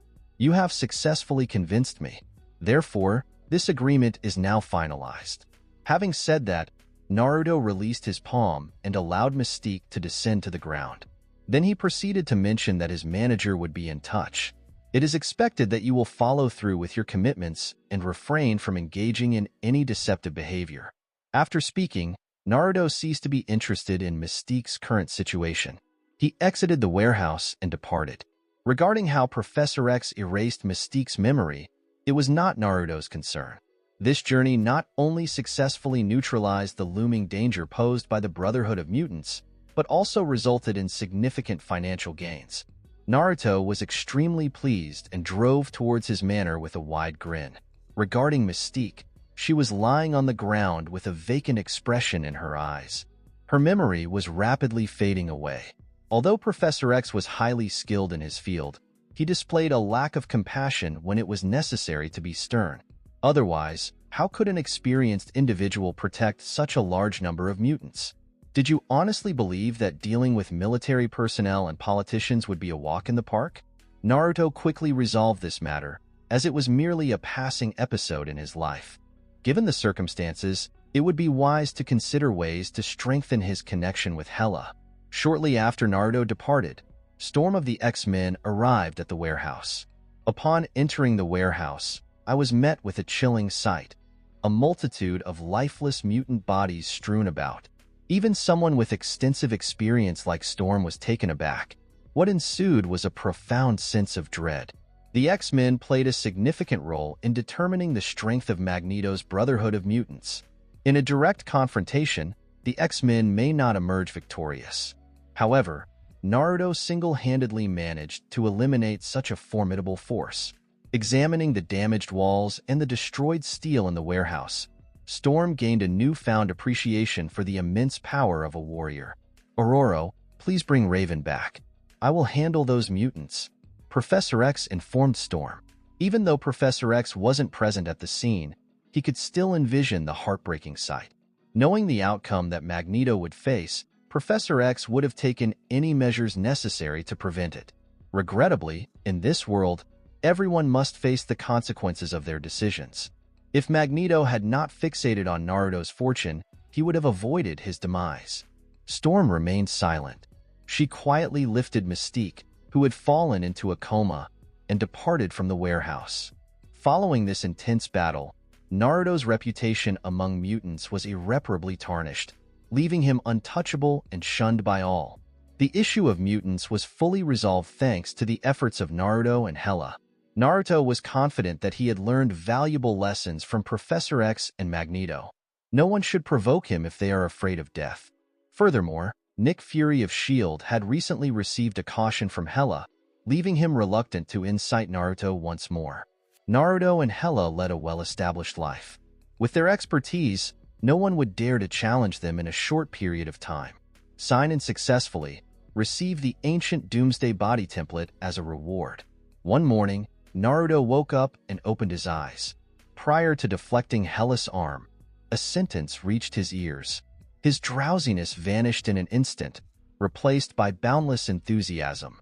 After consistently receiving underwhelming rewards for several days, Naruto was finally rewarded with something truly valuable. Ancient Doomsday, I am unstoppable. Suppressing the urge to shout due to his overwhelming excitement, Naruto felt an immense sense of joy. While many may be unfamiliar with the Ancient Doomsday, Naruto had a deep understanding of it. When it comes to Ancient Doomsday, one movie that often comes to mind is Superman vs. Batman. The protagonist in the film met his demise at the hands of Doomsday. However, it is important to note that the Doomsday depicted in the movie was not the Ancient Doomsday. The Doomsday that killed Superman in the movie was created by combining the genes of the Ancient Doomsday with those of General Zod of Krypton. The copy was of poor quality and could not be compared to the original. The Ancient Doomsday originated in the research room of Kryptonian scientists. This was an impressive creation crafted by skilled Kryptonian scientists, a remarkable embodiment of the pinnacle of life. Unstoppable, invincible. Regardless of being subjected to a black hole or withstanding the Big Bang, it would remain resilient. Any attack method would only be effective on Doomsday initially. Furthermore, Doomsday would be entirely impervious to any subsequent attempts. In addition, engaging in any type of assault could potentially result in the Ancient Doomsday's evolution, thereby increasing its strength. This was an incredibly challenging situation that seemed impossible to overcome. No matter how hard it was attacked, it only grew stronger. It's impressive to think about the immense power that Naruto gained from this body template. He could sense a noticeable improvement in his physical strength. This occurred due to the Ancient Doomsday's natural ability to undergo rapid and frequent evolutions. I was still concerned about the 5 great gods and other cosmic gods, but now it appears to be entirely worthwhile. Naruto reflected with a sense of accomplishment, and his inner assurance grew even stronger. General Zod's body template was undeniably formidable. Indeed, General Zod's gene was the Kryptonian god of war. However, General Zod did not possess the qualities of Superman, lacked a moral compass, and was unable to undergo continuous growth. General Zod's potential was rather limited, and Naruto gradually began to sense this limitation. Recently, Naruto's strength hasn't seen much improvement, even when he's been training in the sun. Ultimately, the explanation was that he had reached the maximum potential of General Zod's physical form. If he desired to enhance his strength further, obtaining Superman's life code would be the only way to achieve it. However, in the Marvel Universe, there was no character similar to Superman. Naruto struggled to understand, despite his desire to grasp it.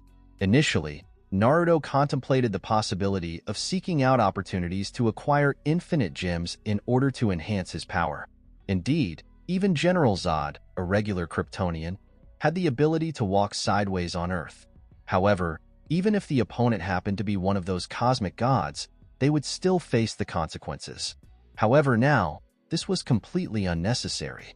The body template of the ancient Doomsday instilled Naruto with a great sense of confidence.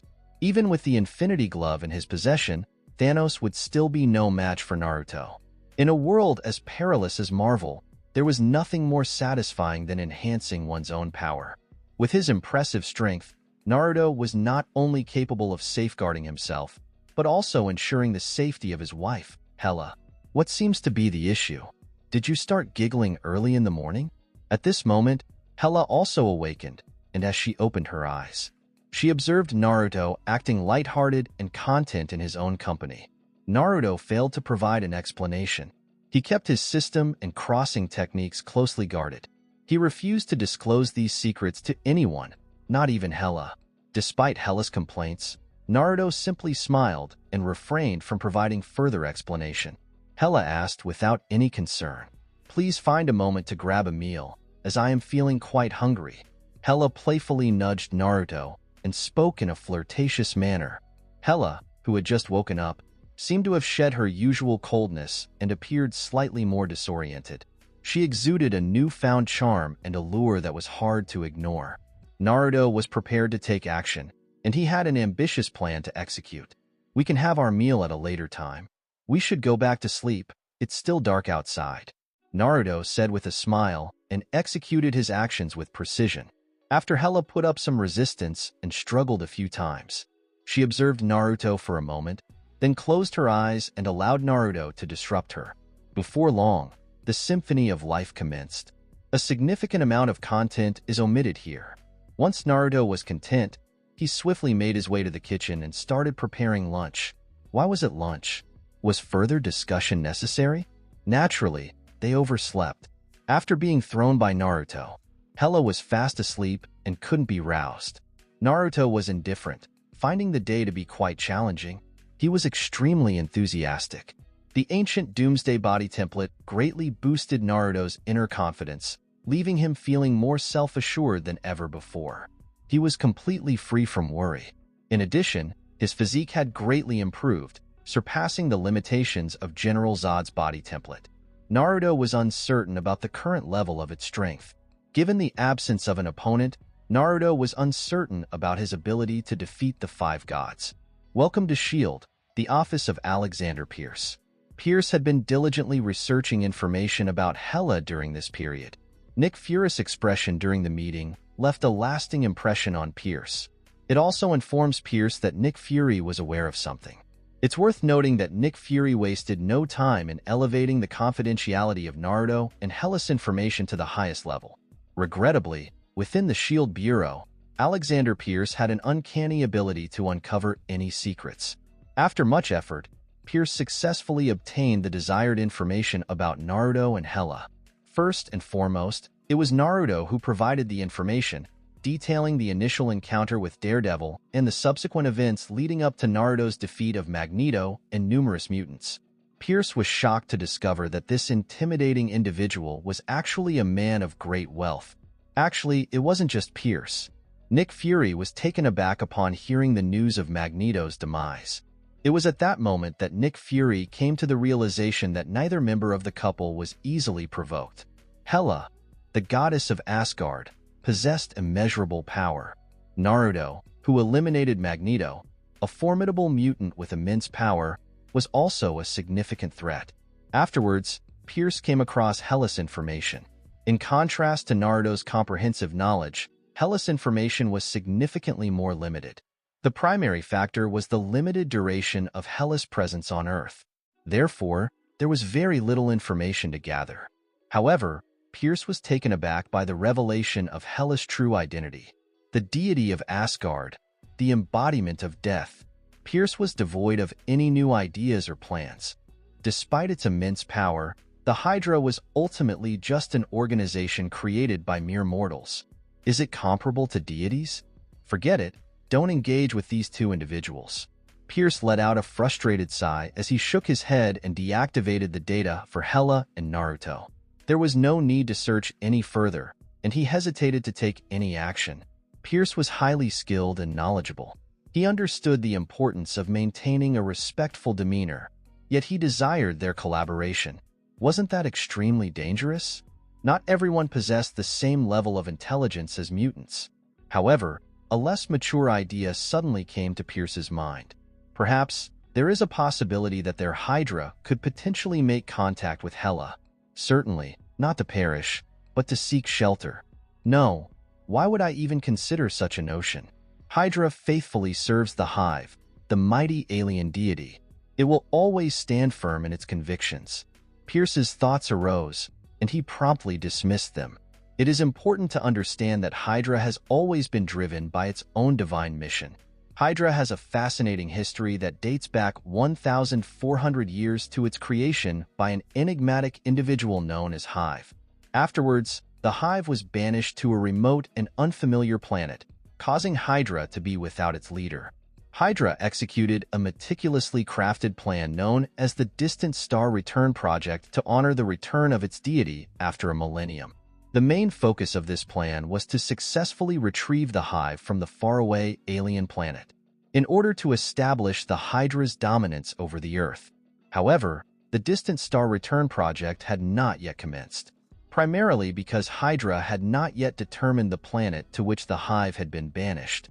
At this point, Hydra had little hope for the success of the Distant Star Return Project. Perhaps it would be wise to seek the perspectives of others. It occurred to Pierce out of the blue. Hydra was an extensive organization with numerous branches. Pierce was the designated leader of the Snake Shield branch, responsible for overseeing its operations. Furthermore, there were other leaders present. Pierce's discussion also mentioned these leaders. Soon, Pierce discreetly reached out to the leaders of several other Hydra divisions to discuss his plans and thoughts. Initially, Pierce was prepared for a reprimand. Ultimately, his plan proved to be a betrayal of trust. Surprisingly, Pierce was approached by the leaders of several other branches who requested him to give it a try.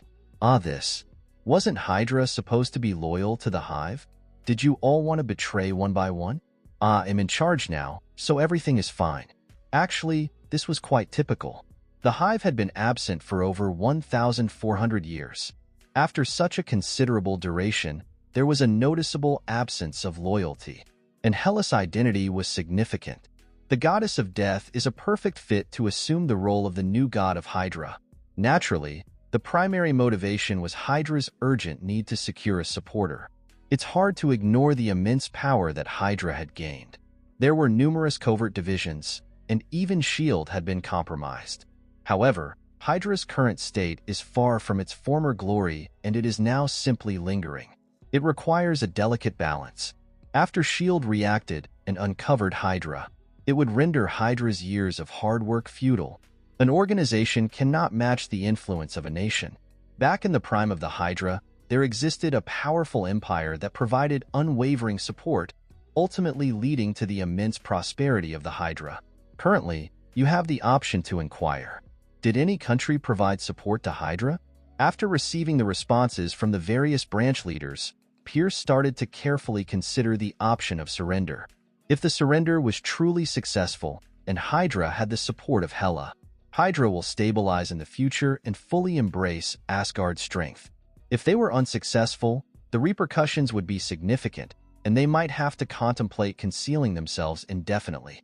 Pierce approached the situation with a high level of caution due to the significant risks and potential benefits involved. After careful consideration and thorough analysis, Pierce was resolute in his decision to give it a try. Hold the brave until the end.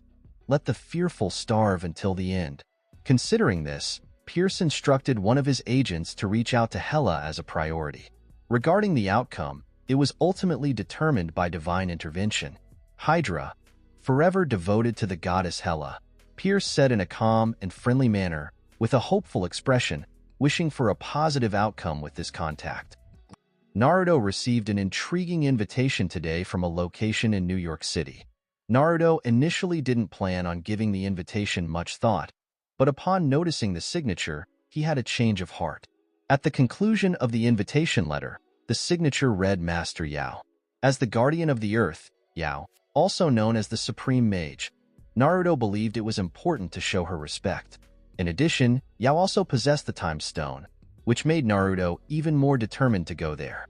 After exchanging pleasantries with Hela and making plans to return in the near future, Naruto embarked on his journey. He arrived at his destination, the temple located in New York City. There were 3 temples of the Khmer Taj, situated in London, New York City, and Hong Kong. Each temple was equipped with a unique barrier that ensured only those with the necessary qualifications could locate it. Without a doubt, Naruto spotted it, prompting him to enter the temple located in New York City. Upon entering the temple, Naruto was greeted by a serene atmosphere. This temple clearly has a long history, spanning several centuries. When Naruto stepped into the temple, a mage approached him. "Visitor, the Supreme Mage is already waiting for you." This character did not make an appearance in the movie, so Naruto was indifferent. With a nod, he proceeded to accompany the mage into the inner sanctum of the temple. Before Naruto, a shimmering circle materialized. "This should be a professional portal. Please." The mage politely addressed Naruto. Naruto paused briefly before entering and decided to explore the area regardless. One notable aspect was his impressive strength, which allowed him to face the Ancient One without any concerns of being at a disadvantage. Additionally, Naruto was curious about the reason behind Ancient One's invitation. Upon entering the portal, Naruto discovered himself standing atop a majestic snow-capped mountain. Before him stood a woman dressed in a wizard's robe, her hood obscuring her face. Upon detecting a presence, the individual swiftly pivoted and directed their gaze towards Naruto. It was the highly skilled sorcerer Supreme Yao. "Hello, Mr. Naruto." Yao nodded respectfully to Naruto and exchanged greetings with him. Naruto also did the same. He started by politely asking about Yao's intention. "Supreme Mage, I am unsure of the reason for my invitation. Is there something amiss?" Naruto inquired directly, displaying a hint of curiosity regarding Yao's intentions. "Rest assured, I am interested in getting to know you and establishing a friendly connection. I hold no animosity towards you." Yao smiled and said to Naruto, exuding a sense of professionalism with her calm expression and clear eyes. It appears that there was genuinely no ill intent towards Naruto. But Naruto didn't really believe her either, and his protective heart was essential. Naruto discovered that the Marvel world was not as lovely as he had expected. Superheroes were not as powerful as they were portrayed in movies. For example, the previous Professor X was an old hooligan. Such planning is unnecessary while making acquaintances. "A mirrored space, do you want to trap me here?" Naruto said coldly. He didn't trust her because of her rank as a powerful wizard.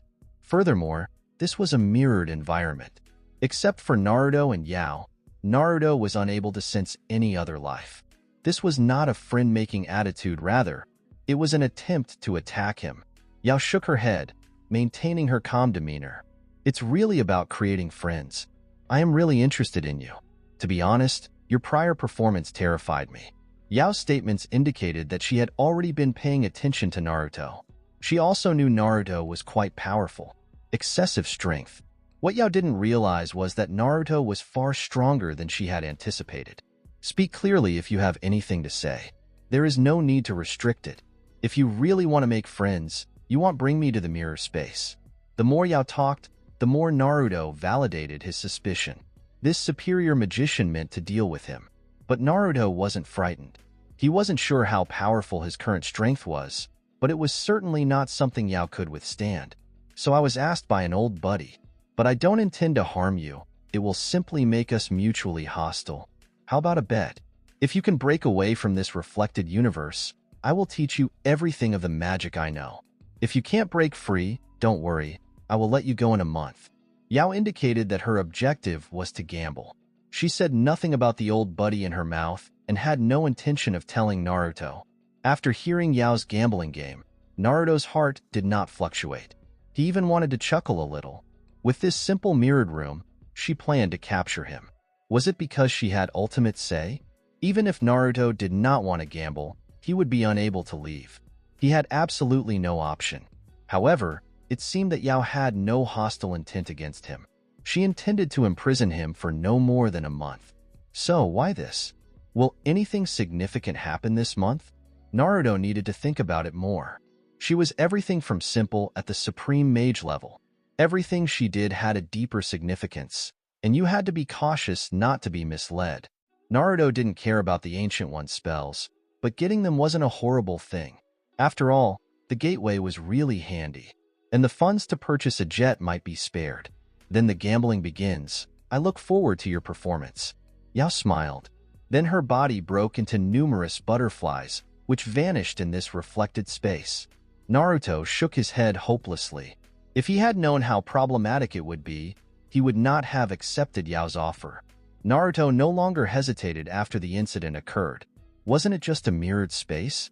What is the point? Naruto didn't move much, merely created a fist and lifted it. Finally, he aimed it toward the earth under his feet and struck it hard. A boom was followed by a thunderous roar. Large fractures developed straight on the huge snow mountain under Naruto's feet. The body of the mountain started to crumble. Naruto crushed it with a blow. However, this was just the beginning. Today, Naruto's fist may have even higher devastating potential. He had no clue how powerful he was. But one thing was certain: the planet may easily be broken. Naruto's fist not only smashed the snow-capped peak, but the massive force spread to the mountain's surface. Then, innumerable horrible fissures appeared on the snow mountain, like a spider web. These fractures in the earth continued to grow and deepen. Even the crustal plates started to split gradually, causing the earth's core structure to collapse. Endless magma flowed into the soil via the fractures, and the formerly serene planet became hell. Countless magma ignited the whole globe. Loud sounds continued, followed by violent earthquakes. The crustal plates started to crumble, and the continent itself began to dissolve. Finally, the whole planet erupted, creating stunning fireworks. So far, this mirrored space has likewise been breached, with Naruto winning. After breaching the mirror space, Naruto emerged in front of Yao. It was the real world. Naruto was now on a snowy peak in Kamar Taj. Your performance is much stronger than I expected. Yao spoke accurately. She watched Naruto destroy the mirror world. That planet was truly another Earth, established by the Ancient One at an 11 ratio to the real Earth.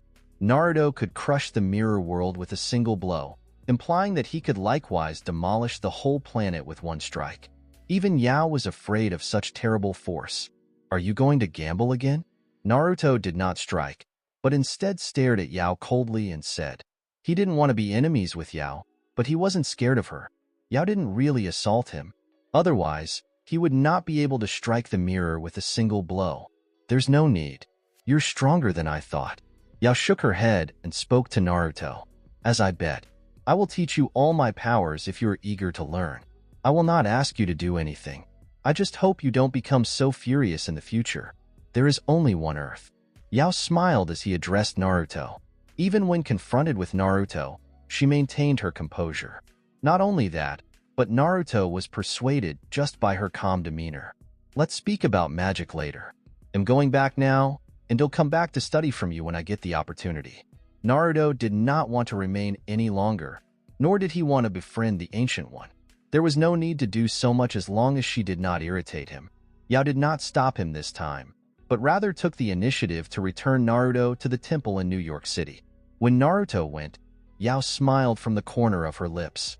Yao never expected Naruto to be trapped in the mirror space. It may be conceivable if she employed the Time Stone's endless loop. However, there was no necessity. Naruto would absolutely lose her mind if she really tried this.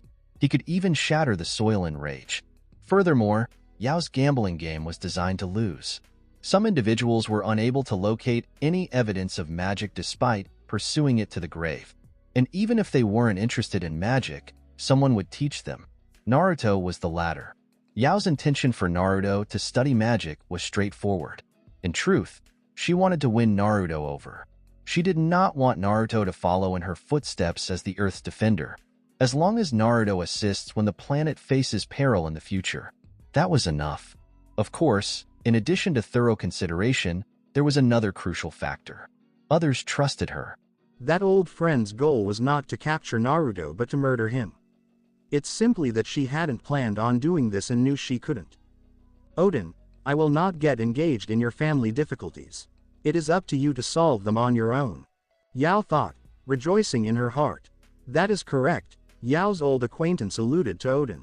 As the Earth's defender, how could she not recognize Odin? After all, the Earth was one of the 9 realms of Midgard. Odin's desire to attack Naruto was, unsurprisingly, motivated by Hela. Asgard, the Golden Palace. Odin was furious now and wanted to murder someone. Hela, his unfaithful daughter, enraged him. Odin had never been so enraged since Hela had previously escaped the seal. He was just somewhat concerned. However, when Odin learned that Hela had married a human, his rage erupted. Odin's daughter is the family's oldest daughter, the oldest Asgardian princess and heir to Odin's aristocratic blood. Actually, she found a mortal as her spouse. This was only an insult to Asgard's splendor. Not to mention how enraged Odin was as an elderly parent when he learned that his cabbage had been devoured by a pig. Damn mortal, I will hang you on the Rainbow Bridge and torture you every day for 1,000 years. Odin tightened his teeth and swore, nearly burning Naruto right there in his heart. Odin and Hela's relationship was not very nice. Ultimately, Hela remained Odin's blood. Hela was his daughter, and that could never change. However, his daughter discovered a mortal, which Odin refused to accept. This made Odin feel even more uneasy than Hela's rebellion. Heimdall, inform Thor, let him go and kill that mortal. Odin said to Heimdall that he wanted to see Naruto perish right now. The mortal who dared to damage Odin's daughter. You should be terrified because you don't realize how vicious Odin is. After hearing Odin's remarks, Heimdall looked really unpleasant. Your Majesty Odin. I believe Thor will be killed by Hela. Heimdall muttered, hoping Odin might alter his mind. How could Thor murder Naruto? This was certainly a death sentence for Thor. Today's Thor was too immature to face Hela. He'd be wasting his life by coming to her door. After hearing Heimdall's admonition, Odin responded by inwardly cursing himself as a fool. But he quickly grew increasingly furious. No, I'll personally go to Midgard to seal that unfaithful girl. And then I'll break that mortal's corpse to bits. Odin was so furious that his beard was going to curl up. Because of the excitement, even the blue veins on the neck were agitated. If this is the case, then the entire Midgard may be destroyed. Have you forgotten? You made an arrangement with the Celestial Group not to meddle with other civilizations. Heimdall convinced him, expecting that Odin would calm down. The Celestial Group was a secret organization that had existed for many years. Every member of the Celestial Group was frighteningly powerful. Odin previously fought with Celestial Group members in his youth. After murdering numerous Celestial Group members, he came to an understanding with them. That he would not interfere with the progress of other civilizations.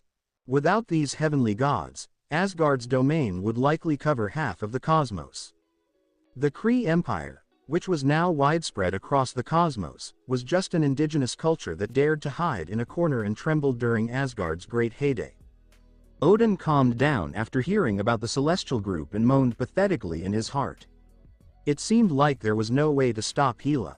But when he thought of his daughter having a love affair with a mortal, and then starting a family and having children, Odin was upset because he believed he had stolen gunpowder. Hela was a little too filial, but she was still his girl. No, I must have that mortal dead. Odin thought bitterly. He couldn't get rid of the concept that his daughter was sleeping with a mortal. At this point, Queen Frigga stepped away. When Hela rebelled, I never saw you becoming so angry. Frigga spoke in a nasty tone. When it came to this subject, Frigga had a minor hatred for Odin. Now Hela had been captured by a mortal. If Hela wasn't raised improperly, would she have rebelled? If Hela had not rebelled, would she have been sealed in Midgard? Could Hela break free from the seal if she wasn't confined to Midgard? If Hela had not managed to break free from her confinement, would she have ever entertained the idea of being involved with a mortal? Despite her initial statement, Frigga didn't harbor much anger in her heart. She wasn't particularly upset with Odin either. Regarding the issue of Hela and Naruto, Frigga did not raise any objections. If Hela believes it is worthwhile, she will have complete support from her as a mother. This is the distinction between a father-in-law and a mother-in-law. It seems that Naruto made an error right from the start. He desired a steady and uncomplicated existence, a simple life for two individuals free from unnecessary complications. However, on numerous occasions, difficulties would arise. Ultimately, the underlying cause was that Naruto possessed sufficient worth and willingly invited trouble. It's worth noting the considerable impact Naruto's personal abilities had, as well as the significant wealth he amassed through his successful book-writing career. This combination of factors made him a magnet for attention and potential trouble. This was the outcome of Naruto maintaining a low-profile approach. Otherwise, he would face significant challenges. When faced with these challenges, Naruto had a tendency to inadvertently exacerbate the situation, much like the ripple effect caused by a butterfly's wings. From the tiniest butterfly gently flapping its wings to a massive storm in the end. Naruto was completely unaware of the fact that he had become a target of Asgard. Not only Naruto himself, but Hela also had a knack for finding trouble. She was highly skilled in the art of death, no doubt. Simply by virtue of her identity, she would undoubtedly capture the attention of numerous individuals, even without taking any action. When Naruto was summoned by the Ancient One, an unexpected visitor also trespassed into his coastal estate. This individual was a female agent affiliated with Hydra. A female agent was discovered by Hela as soon as she entered the manor. Hela initially considered eliminating the intruder, but soon realized that the intruder posed no threat. Curious about the situation, Hela intended to question the intruder regarding her intentions.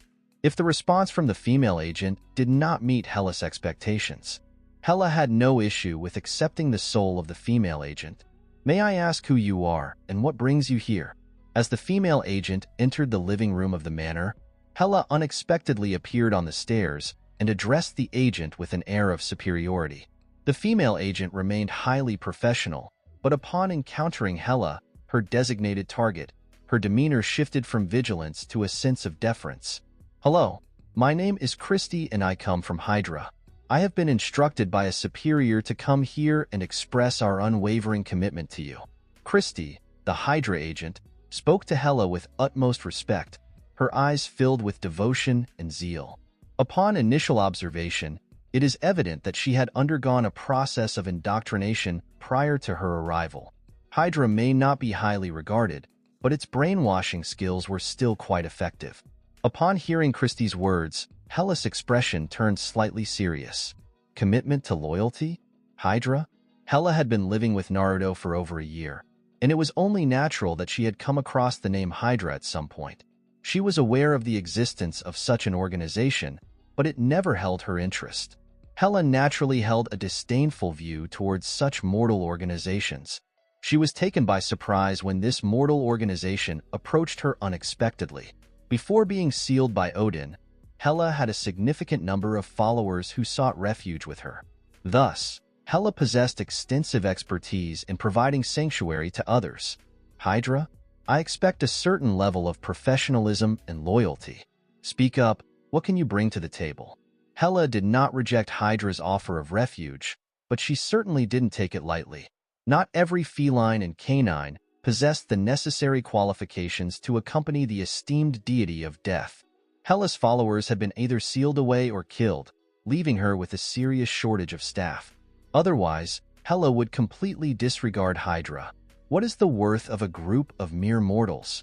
Upon hearing Hela's words, Christy swiftly opened her mouth to introduce her organization in a professional manner. Let's discuss Hydra's current strength and the numerous advantages it possesses.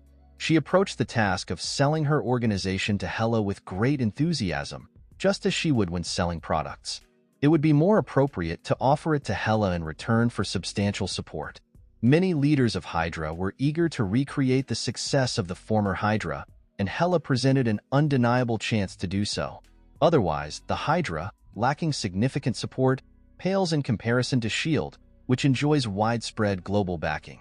Upon hearing Christie's introduction to Hydra, Hela expressed her disappointment with a shake of her head. Hydra's perceived value was significantly lower than her initial estimation. Actually, Hydra wasn't that bad after all. It had spread to numerous countries and possessed a formidable influence on the planet. However, the extent of Hela's vision remains uncertain. This individual was a highly skilled and experienced fighter who had battled across the cosmos. The power of the Hydra organization appeared insignificant and feeble in Hela's perspective. Nevertheless, it cannot be denied that there was some value in it. Hydra's influence remained significant on Earth. Hela and Naruto found themselves residing on Earth. With a deep understanding of Hydra, Naruto would be able to navigate through various challenges with ease. Hela understood that Naruto despised any form of inconvenience. Considering this, Hela already had a plan in her mind. She had to consider it not only for her own benefit, but also for the well-being of Naruto. So Hela nodded and said, "If this is the case, then I appreciate the commitment of Hydra. Please relay my message to your superior and request a face-to-face meeting with me." Following her statement, Hela promptly ascended the stairs and did not remain in that location any longer. Recognizing the loyalty of Hydra was seen as a minor issue in Hela's perspective. If it weren't for Naruto, she would never have joined an organization as dangerous as Hydra. Furthermore, the Hydra can be seen as a strategic element strategically placed on the Earth, ready to be utilized when the time is right. Upon receiving Hela's reply, Christie felt a sense of relief and quickly departed from the manor. She was getting ready to share the positive update with her supervisor. It's possible that Naruto didn't consider it. He stepped away momentarily, and his wife managed to defeat the renowned Hydra in the Marvel Universe. And this was only the start. Hela's journey to resolve issues was bound to encounter ongoing challenges.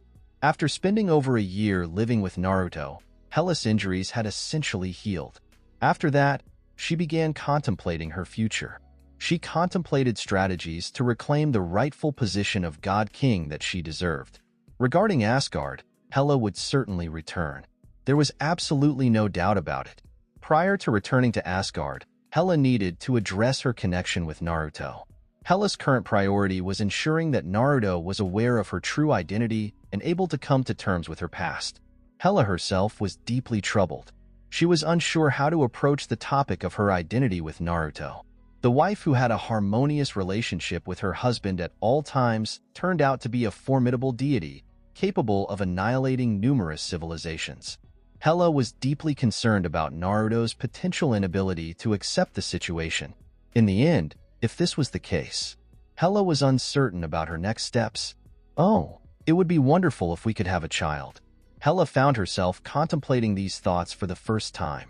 She desired to start a family with Naruto at this time in order to deepen their connection. Regrettably, due to the laws of the universe, the process of giving birth becomes more challenging as life grows stronger. It's evident that Naruto and Hela put in a lot of effort, but their journey was undeniably challenging. Even today, Hela was concerned about how to gain Naruto's acceptance of her true self.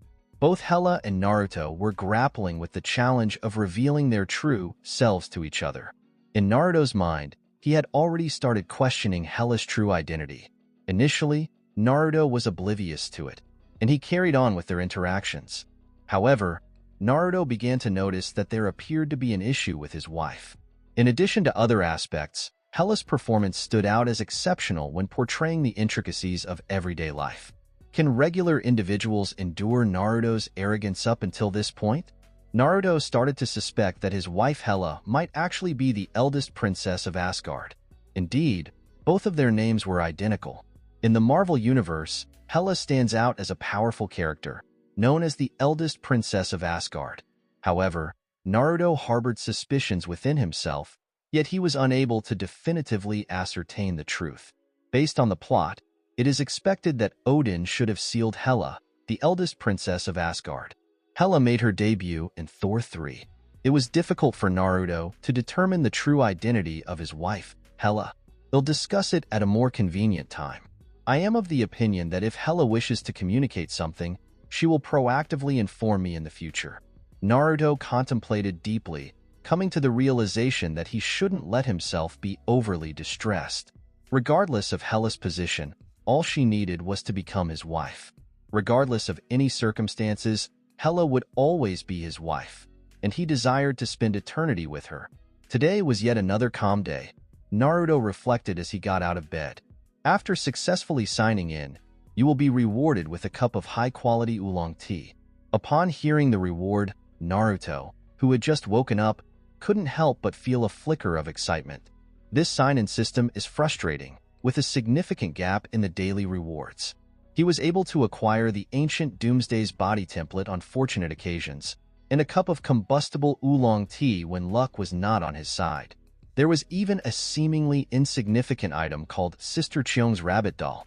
Nevertheless, due to his extensive experience with the system, Naruto had nearly grasped the intricate workings of the sign-in system, and his inner awareness had greatly intensified. Despite receiving a remarkable reward, he still experiences a slight unease. Recently, Naruto's life had finally found some stability. No more bothersome individuals approached him. Even Cheel had vanished from his life entirely. Of course, Naruto was unaware. Cheel received a warning and made the decision to surrender. The husband and wife managed to defeat not only Cheel, but also the underworld gangs, mutant forces, and even Hydra in New York City, not once, but twice. Nevertheless, Naruto also made a significant discovery. It appears that Hela has been preoccupied lately. He observed her on multiple occasions, attempting to speak, but ultimately refrained from saying anything. Naruto frowned, wondering if his recent actions had been discovered and if they had frightened Hela. Unbeknownst to Naruto, Hela was about to engage in a fierce confrontation with him. Every time Hela saw Naruto, her words were always swallowed back in her stomach. Please be patient for a little while longer. Hela consistently reminded herself to take action, but continued to delay. The stronger your affection, the greater your fear of loss. Hela had undergone a significant transformation. Due to her strong sense of responsibility, Hela had some concerns. She hesitated to reveal the truth to Naruto. What if Naruto harbored resentment upon discovering her true identity? Hela was hesitant to take a risk, despite Naruto's claims. She was aware that Naruto was unlikely to abandon her due to her past. Hela remained hesitant to place a wager. Hela had never experienced this state of concern over gains and losses before. Love was not only filled with joy, but also came with its fair share of challenges. Hela now has a better understanding of this. It's no surprise that Frigga cautioned her early on about being cautious when it comes to trusting someone's sincerity. Tony has arranged a barbecue and extended an invitation to us. Will you be attending? During the meal, Naruto inquired of Hela, assessing her demeanor. Regarding Tony, Naruto and Tony had developed a strong bond during this period, and their friendship had grown significantly. From time to time, Tony would extend an invitation to Naruto to accompany him to parties. I don't want to go. I plan to take a good rest today, Hela stated firmly, declining with a hint of detachment. Naruto found himself in a state of utter helplessness. Hela's demeanor was extremely professional. That's why he aimed to bring more vitality to Hela. However, Hela appeared to lack any interest in that matter at the moment. However, Naruto had no intention of coercing Hela. Take all the time you need as there is still a long journey ahead. Naruto no longer concerned himself with this matter, and after reaching an agreement to return sooner, he departed from the manor. Regarding Hela, she headed to the second floor after having her breakfast. In the room, she spotted Frigga patiently waiting for her. Indeed, Asgard has successfully discovered the whereabouts of Hela. However, for some inexplicable reason, Asgard had not yet initiated an offensive against Hela. How did you arrive at this location? Glancing at Frigga, Hela inquired casually. The tone was direct, yet not confrontational. This was Frigga, indeed. If it were Odin, Hela would remain completely silent. She would unsheath her sword and swiftly defeat him. I wanted to come and see you earlier. I heard that you have a family here. Frigga smiled warmly, disregarding Hela's lack of interest. She was acquainted with Hela. She was aware of Hela's tendency to be less than genuine. Yes, is there an issue? Hela remained aloof, as if she were facing a distant acquaintance rather than a relative who had raised her. No, I'm here to offer my expertise. You have a strong vision. Frigga spoke to Hela with a warm smile, instantly softening Hela's demeanor. This change naturally caught Frigga's attention, and she let out a quiet sigh. This mortal seemed to have a significant impact on Hela's emotions. However, your father, Odin, is extremely displeased with this situation. It is imperative that you exercise caution. Frigga reiterated her point, serving as a gentle reminder to Hela. Hela's expression turned icy once more upon hearing these words. Her gaze turned deadly. He is not my father. He is simply a person who lacks integrity, Hela retorted, revealing the extent of her strained relationship with Odin. This was average. Hela and Odin had a strained relationship. Hela has reached this point today, largely due to Odin's influence. Regarding the individual Hela held the most disdain for, it was Odin. Nevertheless, Frigga's words caused Hela's heart to tremble, as she was aware that Asgard had now set its sights on Naruto. This caused Hela to experience a headache. She was well aware of the haughty nature of Asgard's inhabitants, and taking the life of a mortal meant little to them. Although Hela herself possessed a certain level of confidence, who was it that she found a strong connection with, similar to Naruto? Please exercise caution. Asgard will not overlook your actions, Frigga warned Hela once more before vanishing. This was simply a projection of Frigga, not her actual physical form. Otherwise, she would be unable to conceal this visit from Odin. Hela's affairs would definitely not go unnoticed by Asgard. In the perspective of Asgard, Hela's union with a mortal resulted in the creation of a family, which was seen as a disrespectful affront to the magnificence of Asgard. Odin was a traditional and determined individual who had a preference for consuming Naruto in its natural state. However, for some unknown reason, it was not feasible for Odin to personally come down to the earth. He was able to accomplish his objective using limited resources. So Naruto experienced a series of unfortunate events, with a string of highly coincidental accidents occurring. First, while on the road, Naruto unfortunately experienced a car accident. Then the billboard collapsed. There was an explosion in the natural gas pipeline, and even a thunderbolt struck. After experiencing a string of unfortunate incidents, Naruto couldn't help but question if he was the victim of a deliberate and mysterious force.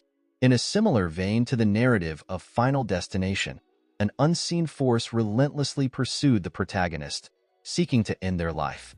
Little did Naruto realize that this was Odin's approach. He sought vengeance against the mortal who had dishonored Odin's family bloodline. After enduring numerous challenges, Naruto eventually arrived at Tony's luxurious villa. Tony's villa was located in close proximity to Naruto's manor. However, Naruto had invested a considerable amount of time unexpectedly. By the time Naruto arrived, Tony's barbecue party was already in full swing. Observing Tony in the company of a group of supermodels, Naruto disapproved. This individual was highly intelligent. If Naruto was unfamiliar with Hela, his abilities would likely be on par with Tony's. Naruto pondered deeply. Aside from Tony, Naruto also encountered several other familiar faces, all of whom had made appearances in movies, like War Machine, who happened to be Tony's military comrade. Another instance involved Tony's bodyguard, Happy. Naruto also caught a glimpse of Black Widow and Hawkeye. The two members of the original Avengers were present. Naruto found this a bit confusing. Is it possible that Tony had already become a part of S.H.I.E.L.D.'s Avengers project? After carefully calculating the time, it appeared to be consistent. The Avengers project was initiated in Iron Man 1, with Nick Fury already envisioning this concept. Even Naruto was part of Nick Fury's initial plan. However, as Naruto and Hela continued to demonstrate their impressive abilities, Nick Fury ultimately decided to abandon this particular plan. He had to be extremely careful not to upset this couple. Absolutely careful. However, Nick Fury remained persistent. Today's event may be seen as an enticing opportunity for Nick Fury. Although extending an invitation to Naruto was challenging, It was beneficial to establish a strong rapport with him beforehand. After making some assumptions about Nick Fury's thoughts, Naruto let out a hollow laugh. He perceived Shield as a submissive dog, displaying extreme humility. However, that's perfectly fine. Allowing Shield to be at his command was preferable to being under the control of Shield. The arrival of Naruto immediately became the focal point of this event. Tony enthusiastically entertained Naruto and even took the initiative to introduce him to supermodels. The supermodels also watched Naruto with great enthusiasm, captivated by the show's allure. Naruto's appeal remained strong, with his striking looks and dynamic presence. He was a young individual with a substantial amount of wealth. He had a fortune worth billions. He was widely recognized as a renowned best-selling author whose impact extended far and wide. This man was an ideal partner. They were not fortunate enough to marry Naruto. Even a scandal involving Naruto would be highly beneficial for them. Naruto was well-versed in the inner workings of these supermodels. Regrettably, Naruto was already committed to Hela and was resolute in his dedication as a spouse. He declined every single one of them. Hey, you should consider being more empathetic. Take a moment to notice the sadness on those girls' faces. Tony approached Naruto, exuding an air of professionalism and wisdom, as he spoke to him with the confidence of someone well-versed in the matter at hand. Naruto smiled and provided a concise response. They both had distinct personalities and backgrounds. Tony was a polished individual, spending his days leisurely among the flowers. Observing Tony's posture, it appears that he is eagerly yearning for more hours in a day, in order to fully embrace and savor life's experiences. It wasn't until later, after a series of events, that Tony shifted his mindset and started to develop into a skilled superhero. Simultaneously, he set aside his emotions and wholeheartedly embraced the duties of being a devoted husband. Even at that time, Tony was still a young individual who had not yet reached adulthood. Naruto failed to provide any explanation to Tony as well. They possessed contrasting personalities and divergent philosophies. Naruto is satisfied with the outcome. He didn't have to concern himself with the demands of life. He had no reason to be concerned about anything as long as he resided with Hela on a daily basis. After a few more discussions with Naruto, Tony departed shortly afterwards. He confidently turned around and immersed himself in the vibrant sea of flowers. Naruto couldn't help but feel that Tony was a bit naive, although he refrained from expressing any envy. Following Tony's departure, Natasha arrived. "We meet again," Natasha smiled and said to Naruto. This agent, who had planned to seduce Naruto, now confronted him without her previous allure. She was here solely with the intention of making friends. "Hello, Agent Natasha. I trust this visit isn't related to a mission." Naruto also had a good laugh and shared some jokes. Despite not having a specific reason, Naruto was willing to have a brief conversation with Natasha. Indeed, Naruto's character exuded a laid-back demeanor, only displaying a frosty disposition when confronted with adversaries. After a few discussions, Natasha departed, choosing not to continue her stay with Naruto. Natasha was aware that Naruto had no clue about her existence. Therefore, she had no intention of wasting her time with Naruto. She showed up to have fun today. She didn't come for work. So naturally, she wouldn't overwhelm herself. Following Natasha's departure, Hawkeye also arrived. "It's a pleasure to make your acquaintance. Feel free to refer to me as Barton." Hawkeye spoke to Naruto in a friendly manner and simultaneously extended his right hand. "Naruto, it's a pleasure to make your acquaintance." Naruto greeted Hawkeye, and they introduced themselves to one another. Hawkeye was a seasoned member of the Avengers and a highly experienced agent of S.H.I.E.L.D. Hawkeye and Naruto shared many similarities, which was quite significant. Hawkeye had a family, a lover, and children. Similar to Naruto, Hawkeye demonstrated unwavering loyalty to his family. After conversing with Hawkeye for a few minutes, Naruto and Hawkeye began conversing joyfully, and their bond with one another grew swiftly. Hawkeye extended an invitation to Naruto to visit his home, aiming to strengthen their bond. After Naruto took care of it, Hawkeye promptly departed. Regarding Naruto, after spending some time there, he decided to return. This time, I had the opportunity to meet and observe several experienced members of the Avengers and witness the early stages of the team's formation. However, as Naruto was preparing to depart, his train of thought was abruptly interrupted by the sudden arrival of an individual.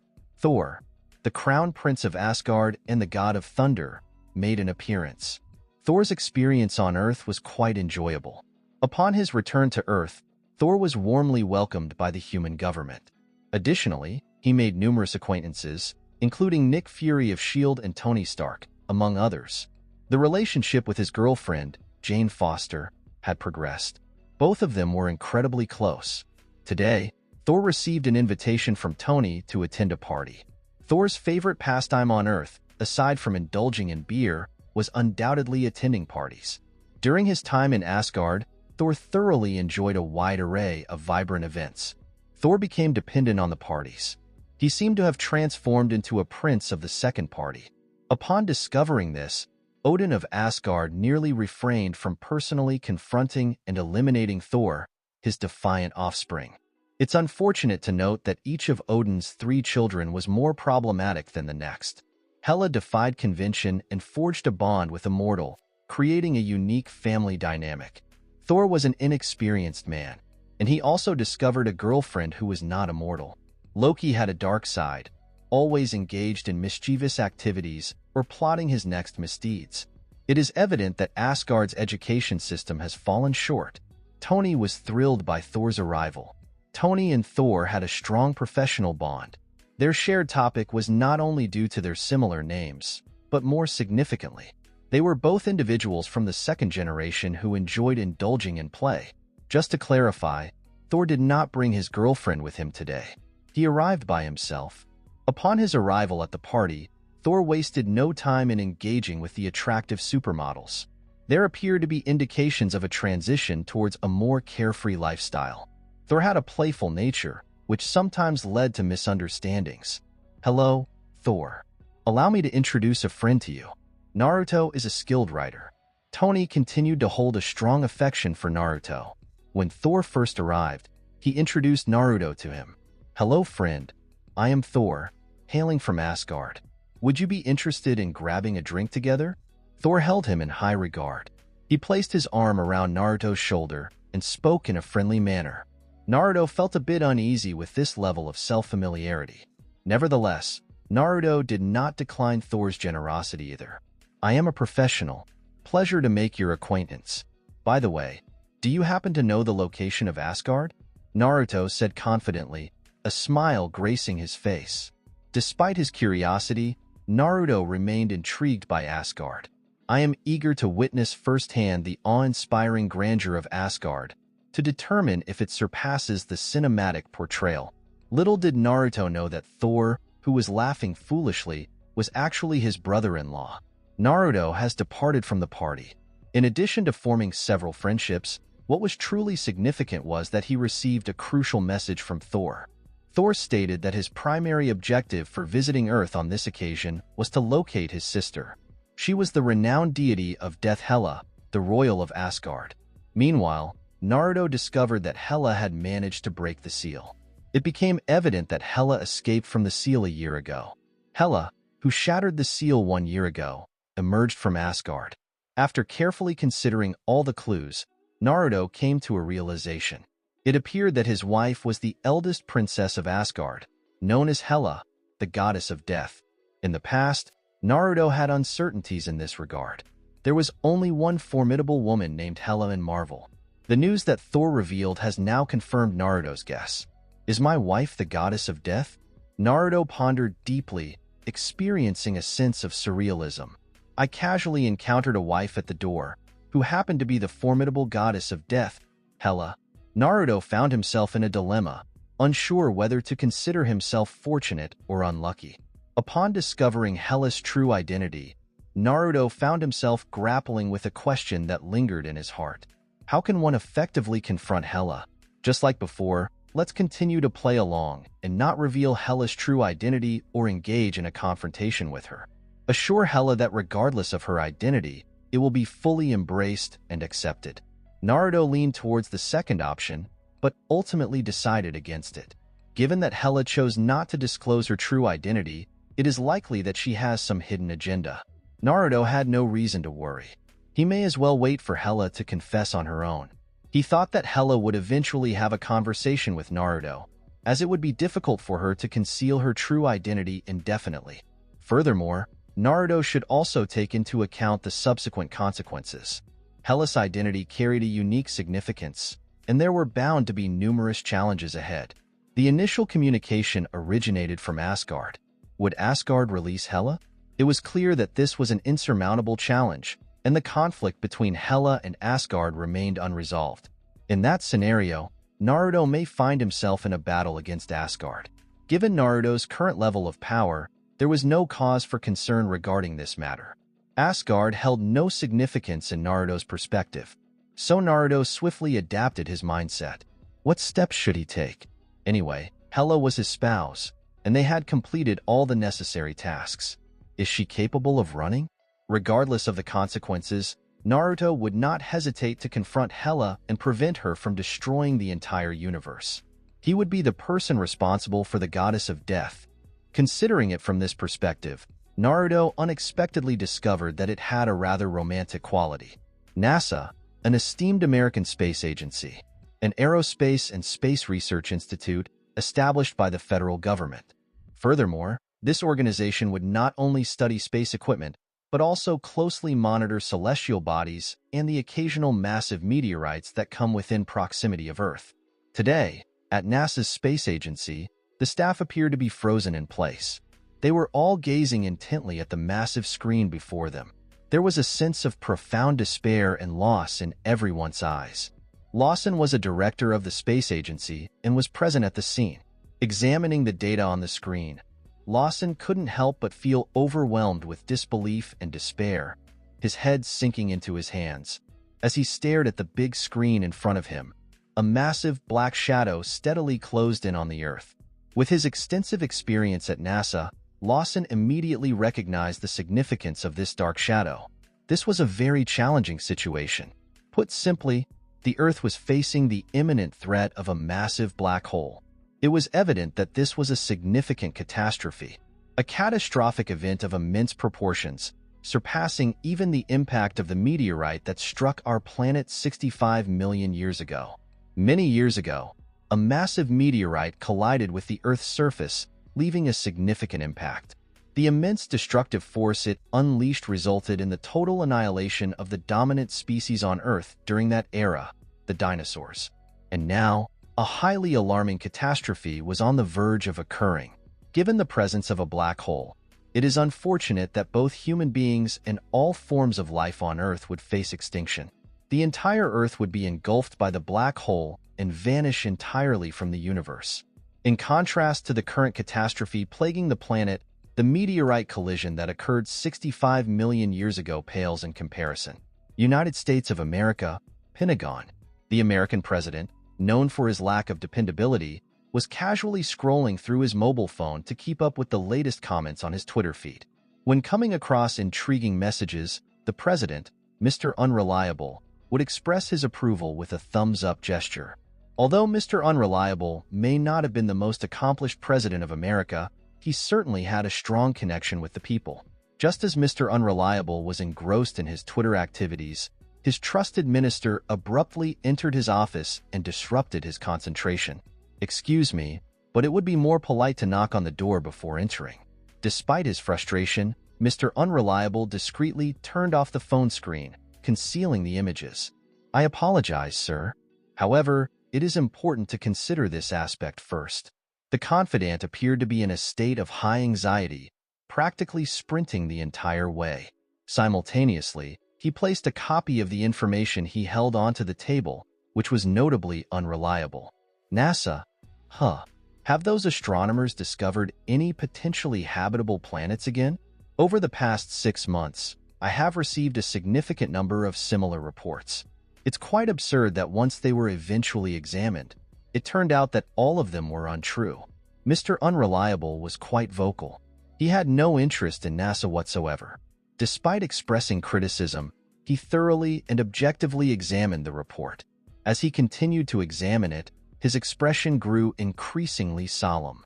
By the conclusion of the report, it was evident that Mr. Unreliable had a hint of madness in his eyes. "Oh my goodness. Can you please confirm if it's not true?" Mr. Unreliable was becoming increasingly frustrated. He was astonished by what he witnessed. If someone he trusted suddenly revealed that all of this was just an April Fool's Day prank, he would never display any signs of anger. Instead, he would invite this trusted individual to have a drink. It's unfortunate that Mr. Unreliable's hope was destined to be unfulfilled. "Sir, I regret to inform you that this report is indeed accurate. Our astronauts on the space station can verify the accuracy of this news. The end of the world is imminent." The individual expressed their sincere hope that the report was false, if at all possible. Perhaps it was a deliberate joke made by someone. Given the circumstances, it's understandable that he wouldn't be held responsible. Regrettably, the harsh realities were staring him in the face, and he couldn't help but accept them. There was a massive black hole hurtling towards the Earth. There would be a maximum of 3 days remaining before the Earth is engulfed by this massive black hole. This was a catastrophic event more horrifying than anything in history. Mr. Unreliable was filled with fear and confusion. He stood there with a vacant expression for an extended period, struggling to regain his composure. Then he sighed dramatically and collapsed. In addition to the Pentagon, Nick Fury also received this news at the SHIELD headquarters. Upon receiving confirmation of the report from NASA, Nick Fury found it challenging to regain his composure. The apocalypse was imminent. Currently, even with Nick Fury as the director of SHIELD, a highly influential figure on the planet, he became extremely flustered at this moment. Those eyes exuded a sense of determination during the workweek. Currently, they were overwhelmed with confusion. He was unsure of the next course of action. He lacked the expertise to handle this crisis. The typical strategizing lost its effectiveness in that moment, leaving him feeling powerless when confronted with a challenging situation. A highly mysterious phenomenon. Is it possible for Nick Fury to handle this matter? All life on Earth, including him, appeared incredibly minuscule in the presence of the black hole. This was an existence that humans could not contend with in any way. Out of the blue, Nick Fury remembered someone. He retrieved the calling machine he had treasured for over 2 decades, contemplating whether to employ this final tactic. Captain Marvel is widely recognized as the most powerful individual identified by Nick Fury on Earth. It was also a moment of great confidence for SHIELD when facing Asgard. Reluctantly, Nick Fury eventually utilized this pager to transmit a message to Captain Marvel. If it were a professional like Captain Marvel, there might be a way to effectively handle this dangerous situation. Nick Fury believed deep down that Captain Marvel was his last hope for salvation. In Asgard, Odin initially harbored strong negative feelings towards Hela. At this moment, Heimdall entered the room with a sense of urgency. "Excuse me, but I have an important matter to bring to your attention." Odin noticed the anxiety evident on Heimdall's face. "What seems to be the issue? Thor got into trouble again?" "No, it's not related to Thor, but there is a significant crisis in Midgard." Heimdall responded. Galactus, a formidable deity, emerged in close proximity to Midgard, and it's highly probable that his focus will be on Midgard. Heimdall's insights were of a higher caliber than those of humans. Thus, it was evident to him that the celestial object nearing the Earth was not a black hole, but rather an even more formidable entity. Galactus, also known as the Planet Devourer, is one of the 5 great gods, someone who strongly disliked all cosmic races. From Galactus' perspective, planets were simply sustenance, and he consumed a significant number of them annually. Recently, Galactus devoured a planet belonging to the Kree Empire, leading to a pursuit and bombardment by the Kree Empire's fleet. Nevertheless, Galactus regarded the fleet of Kree as insignificant insects. "I didn't experience any discomfort or irritation, so they were completely insignificant." Surprisingly, the Galactus that had recently devoured the planet of the Kree Empire was now setting its sights on Midgard. "Galactus, what is the reason for this individual's intense gaze upon Midgard?" Odin was displeased upon hearing the news, which was significant. If someone lacked sufficient strength, Midgard would be lost. Despite Galactus being considered the disgrace among the 5 great gods, It would be a mistake to underestimate Galactus solely based on this. Odin, being the ruler of Asgard, had a deep understanding of the formidable Galactus. The Galactus at its peak was associated with annihilation, being considered the most powerful of the five gods. Naturally, Galactus in a weakened state was still rather humiliating. He would be easily defeated, even by someone as skilled as Mephisto. Odin's only assurance lay in the fact that Galactus was currently in a vulnerable condition. He has the opportunity to take action and fend off Galactus. Those darn deities. Why aren't they present? Will they witness the devouring of a civilization by Galactus? Odin felt somewhat uneasy. The most unprofessional organization in existence was undoubtedly the Celestial Group. This organization operated on a global scale. They frequently invoked the equilibrium of the universe to justify their role as a cosmic law enforcer. However, during this crucial period, it is puzzling why the individuals from the Celestial Group suddenly vanished. Undoubtedly, Odin was vehemently uttering curses.